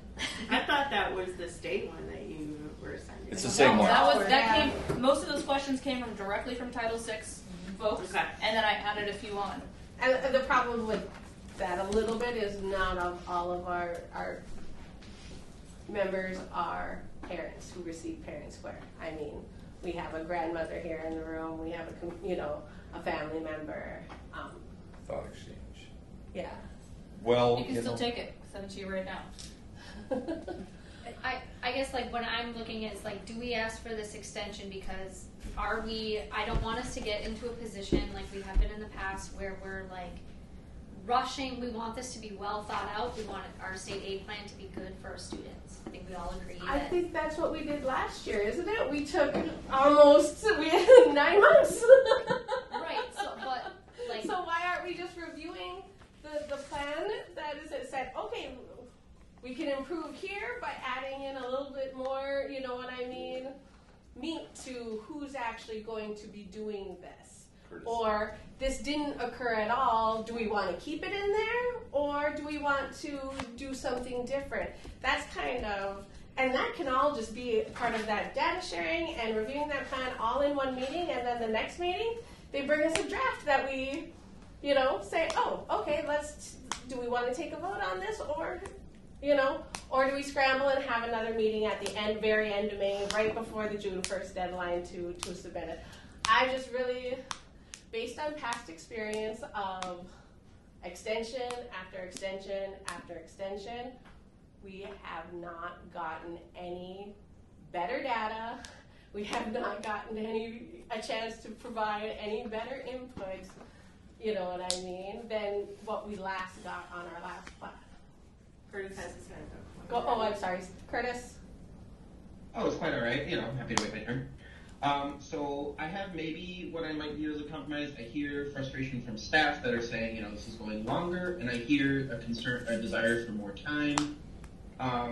And so I guess this is a question, spitball idea. Maybe I'll just propose it as a motion so it can be rejected right away if we don't have to discuss it. What if we make I make a motion to extend each meeting by 1 hour for the next 3 sessions for the 2 remaining May and 1 June. That it's expected. I feel like the discussion is good and it's worth our time. So, and extending it so that is planned in there. We have the time to discuss and review, and then we can vote without making any further extensions, because I'm not hearing support for an extension from district representatives. I'm not hearing, I guess, a lot of support for extension from No, I am basing that off majority of staff, or majority of parents, but. No. Isn't that the opposite? It's the opposite. Yeah. Hey. Okay, Curtis, just to clarify, I as a district was asking for an extension, and the committee is saying, or some members of the committee are saying that don't support an extension. I have not, I guess I didn't hear that, but I'll blame my poor audio quality here. That's okay. So you're requesting an extension. Yes. And you're requesting to extend till when? July? July 1. Okay. And the purpose would be just to have the time to write the plan? The You're purpose feeling swamped? The purpose I stated was because these meetings were scheduled previously to my arrival. I can't physically be at the next 2 meetings, and also we're still developing the strategic plan, and I'd like to make a little more progress on that. Okay. I have a question. Yeah. Are you still motioning your vote? Oh, is that a motion? Was that a? Yeah, I'm sorry. Well, I guess I'm open to more discussion. I don't like to drag things out too much, but I would like to hear other voices in the room. I just had one question for Marissa. How long is it going to take to do the strategic plan that you're thinking, or what's in your mind, anyways? So I think there's a lot of people who have to be involved. So that depends on other people's schedules, and it's really hard to meet with people right now. So I'm trying to do a mixture of in-person, but also a lot of asynchronous stuff. So for example, I had to meet with our curriculum instruction team, because one of the key priorities, as you can see under the strategic plan, the key priority areas that we're working with are curriculum instruction, culture, language, communication, and staff support. So there are key people that I need to meet with about those things. I've already talked to liaisons one time about the whole thing, but I need to meet with them again. I need to meet with Masavicon. I met with curriculum instruction. I need to meet with you. So there is a lot of different people that I think need to be weighed in. I would rather not rush that. So if we're saying the June 1st is the deadline, we'll have less time to do that. I think, like for school, some of those programs are going to be gone by June 6th. Most people don't work through the summer, so those meetings should be happening very soon anyway. Yeah, but then I would have more time to meet with people. If we're saying we're meeting June 1st, then I have very little time to meet with people. Like I would have up until June 1st. Yeah. Yeah, I think you still have that time. I mean, they're going to be gone after June 1st anyway, many of the programs. So I guess I would say that we definitely put in for the extension, but we still continue our meetings and we still keep moving forward. That we still are trying to do our part to meet our deadline, because the writing part for June 1st is not going to include us anyway. So our work needs to be done before you can do that part anyway. So I would say that I got another question. Do put in for the extension, and that we still continue to meet. Well, Curtis does have a motion that's active. That sounds like a separate motion. Well, I thought he took his back because he had it backwards. He said he was saying no extension. He said he was open to I discussion. was lacking information. That has now been clarified, so I've removed my motions. Or I officially withdraw removed your my motion. Yeah. I have one more question, Marissa. Do you need our approval to ask for the extension? No. You said that came from you. Earlier you said we would have to vote and approve that. Today? Yeah. We would have change the voted to meeting? an extension? No, I never said that. Did I? I heard you say that. I thought that's how the whole discussion came on. So I don't know. Yeah, one little thing. I don't know what you all are voting on. I'm just saying my reasoning for the. I'm just stating my reasoning. Is that for the something that we extension. put in the bylaws? That might have been what I was referring to. I don't know. That, But I think I'm that just is. answering I the think that's what I Oh, was referring we're still discussing. As far as other than Curtis's motion, we were still discussing where Teague had left off about. Not sorry. Oh, me. Curtis I'm like- I was withdrew his like- motion. I was like, Curtis withdrew his motion. Teague's not here. Sorry, my brain's fried. Yeah, we were. Where was she talking about? Yeah, I don't remember. That's where we ended up, though. I was asking, did we want to change the meet? My initial was, I saw that there was a note in here about Marissa not. Oh, changing the dates. That's what it was. Were we wanting to change the dates Right. of the May meeting? Do we think we're gonna be able to get what we need done? And like, is this extension? It wasn't a motion. It was like, do we want to discuss moving those? Because we had scheduled them so frequently to get the plan done. Do we have the information that we need to get the plan from the district in May? What I'm hearing is we'll have access to the data because a majority of it will be shared with Title VI, so that next week for AIPAC, we will have the data from the district that we need to make the informed decisions. And Jen will be available. And Jen will be available for that. So that shouldn't be any change right there. We should move forward with that. So I was at like, do we have what we need in order to get this done in May? And do we need to change the dates? Is what my question, when I was reading what the district's update was, that was my question is, do we have what we need and do we have the time to complete this in May for June 1? Do we feel? Are you asking me or the group? The group, like, do we saying feel? it to the group. Do we feel like? Well, that would go to Curtis's motion, wouldn't it, to go to 3-hour meetings? No, Curtis's motion is dead. Yeah, well, I mean, okay, to his idea of going to 3-hour meetings. But I But just that want to was say, I something think I people- was misunderstanding whenever I said that. Like, my head must have been thinking about something entirely different because every other extension that's ever been filed, we didn't approve that. That just happened without For us. MT. Yeah. So I could clarify what my request is. Would that be helpful? Yeah. I was saying, like, for example, it would be helpful if we moved the May 20th meeting to May 19th. Then I could be here. I think what I am expressing my concerns is that we continually do not have enough time to cover the things we need to cover.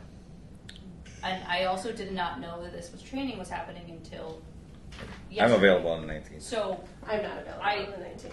I see. But I mean, it's something I hope that we can get better at in the future. But so I'm worried about timing. I have full faith in Jen and that she can move you all along. But I'm just telling you that I cannot be at those meetings. So then we'd have to have, and I would like to be, but I can't. So I was saying, can we move at least one of those meetings to see what type of progress we are, and then we can make, and then to have in our back pocket an extension. So, because we're doing multiple things at once. We're doing strategic plan and state aid. The way my brain works, I really feel like the strategic plan is going to help with the state aid, but I understand also what you all are saying, that we can go through and talk about how this year went without the strategic plan being fully done. Yes. So I don't think that we're going to get through a whole plan in one meeting or even 2 meetings, to be really honest. So I'd like to make a motion, first of all, that we, I'd like to make a motion that we agree to ask for an extension. Okay? And that we still keep our meeting dates and we move forward. Can we get a vote on this? I'll second that. Any objections? So asking for the July 1 extension. Yep, asking And for the keep the extension. May meeting dates as previously scheduled. Well, that we keep meeting in May. Now I'm gonna make another motion after we approve that, right? Is that approved that we? Don't we already- There was further discussion, so I count that as an objection, so we take another vote. Do we show of hands for approval then? 1, 2, 3, 4, 5, 6, 7. Curtis said yes. Okay. Okay. Motion passes. Okay. So. Extension. Yes. It was extension and keep our meetings going. We continue to meet. Now, the next thing, Marisa has asked that we move one of those dates. So she suggested the 19th.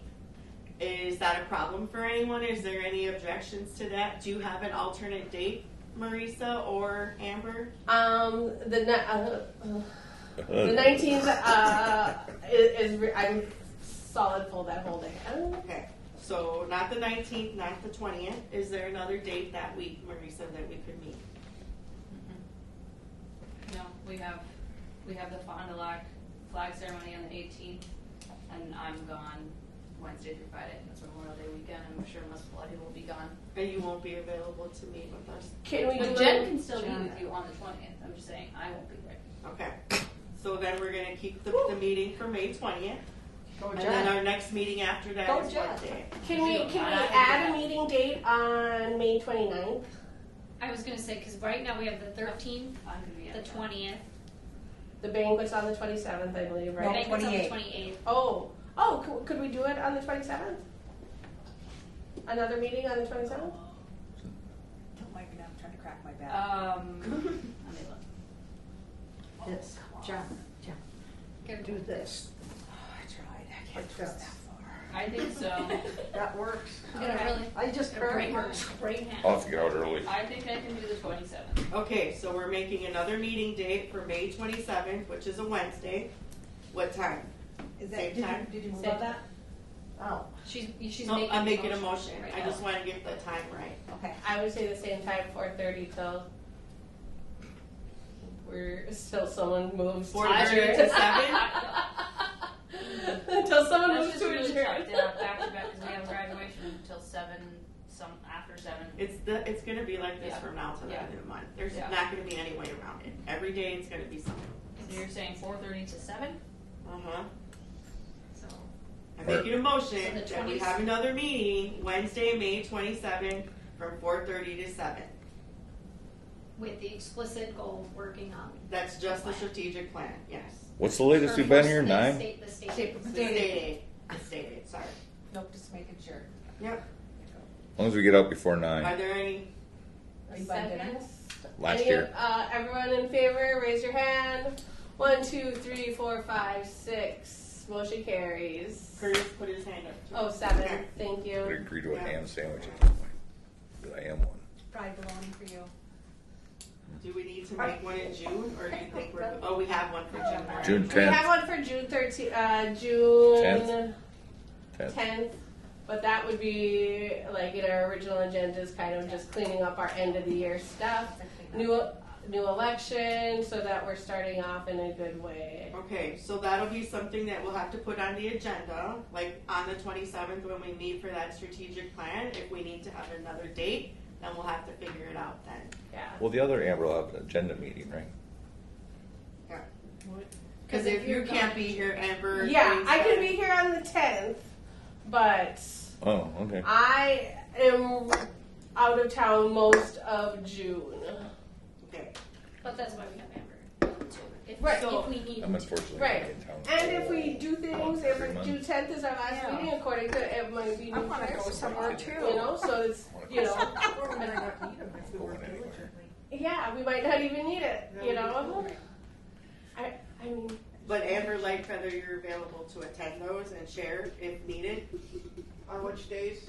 On the 20th or the 27th. Like, will you? Oh, be yeah, there? in May. Okay. Yeah. Yes, in May. I was gonna say, I don't know about June yet, but yeah. And just keep in mind, we work on the state aid plan, and the back pocket is just in case.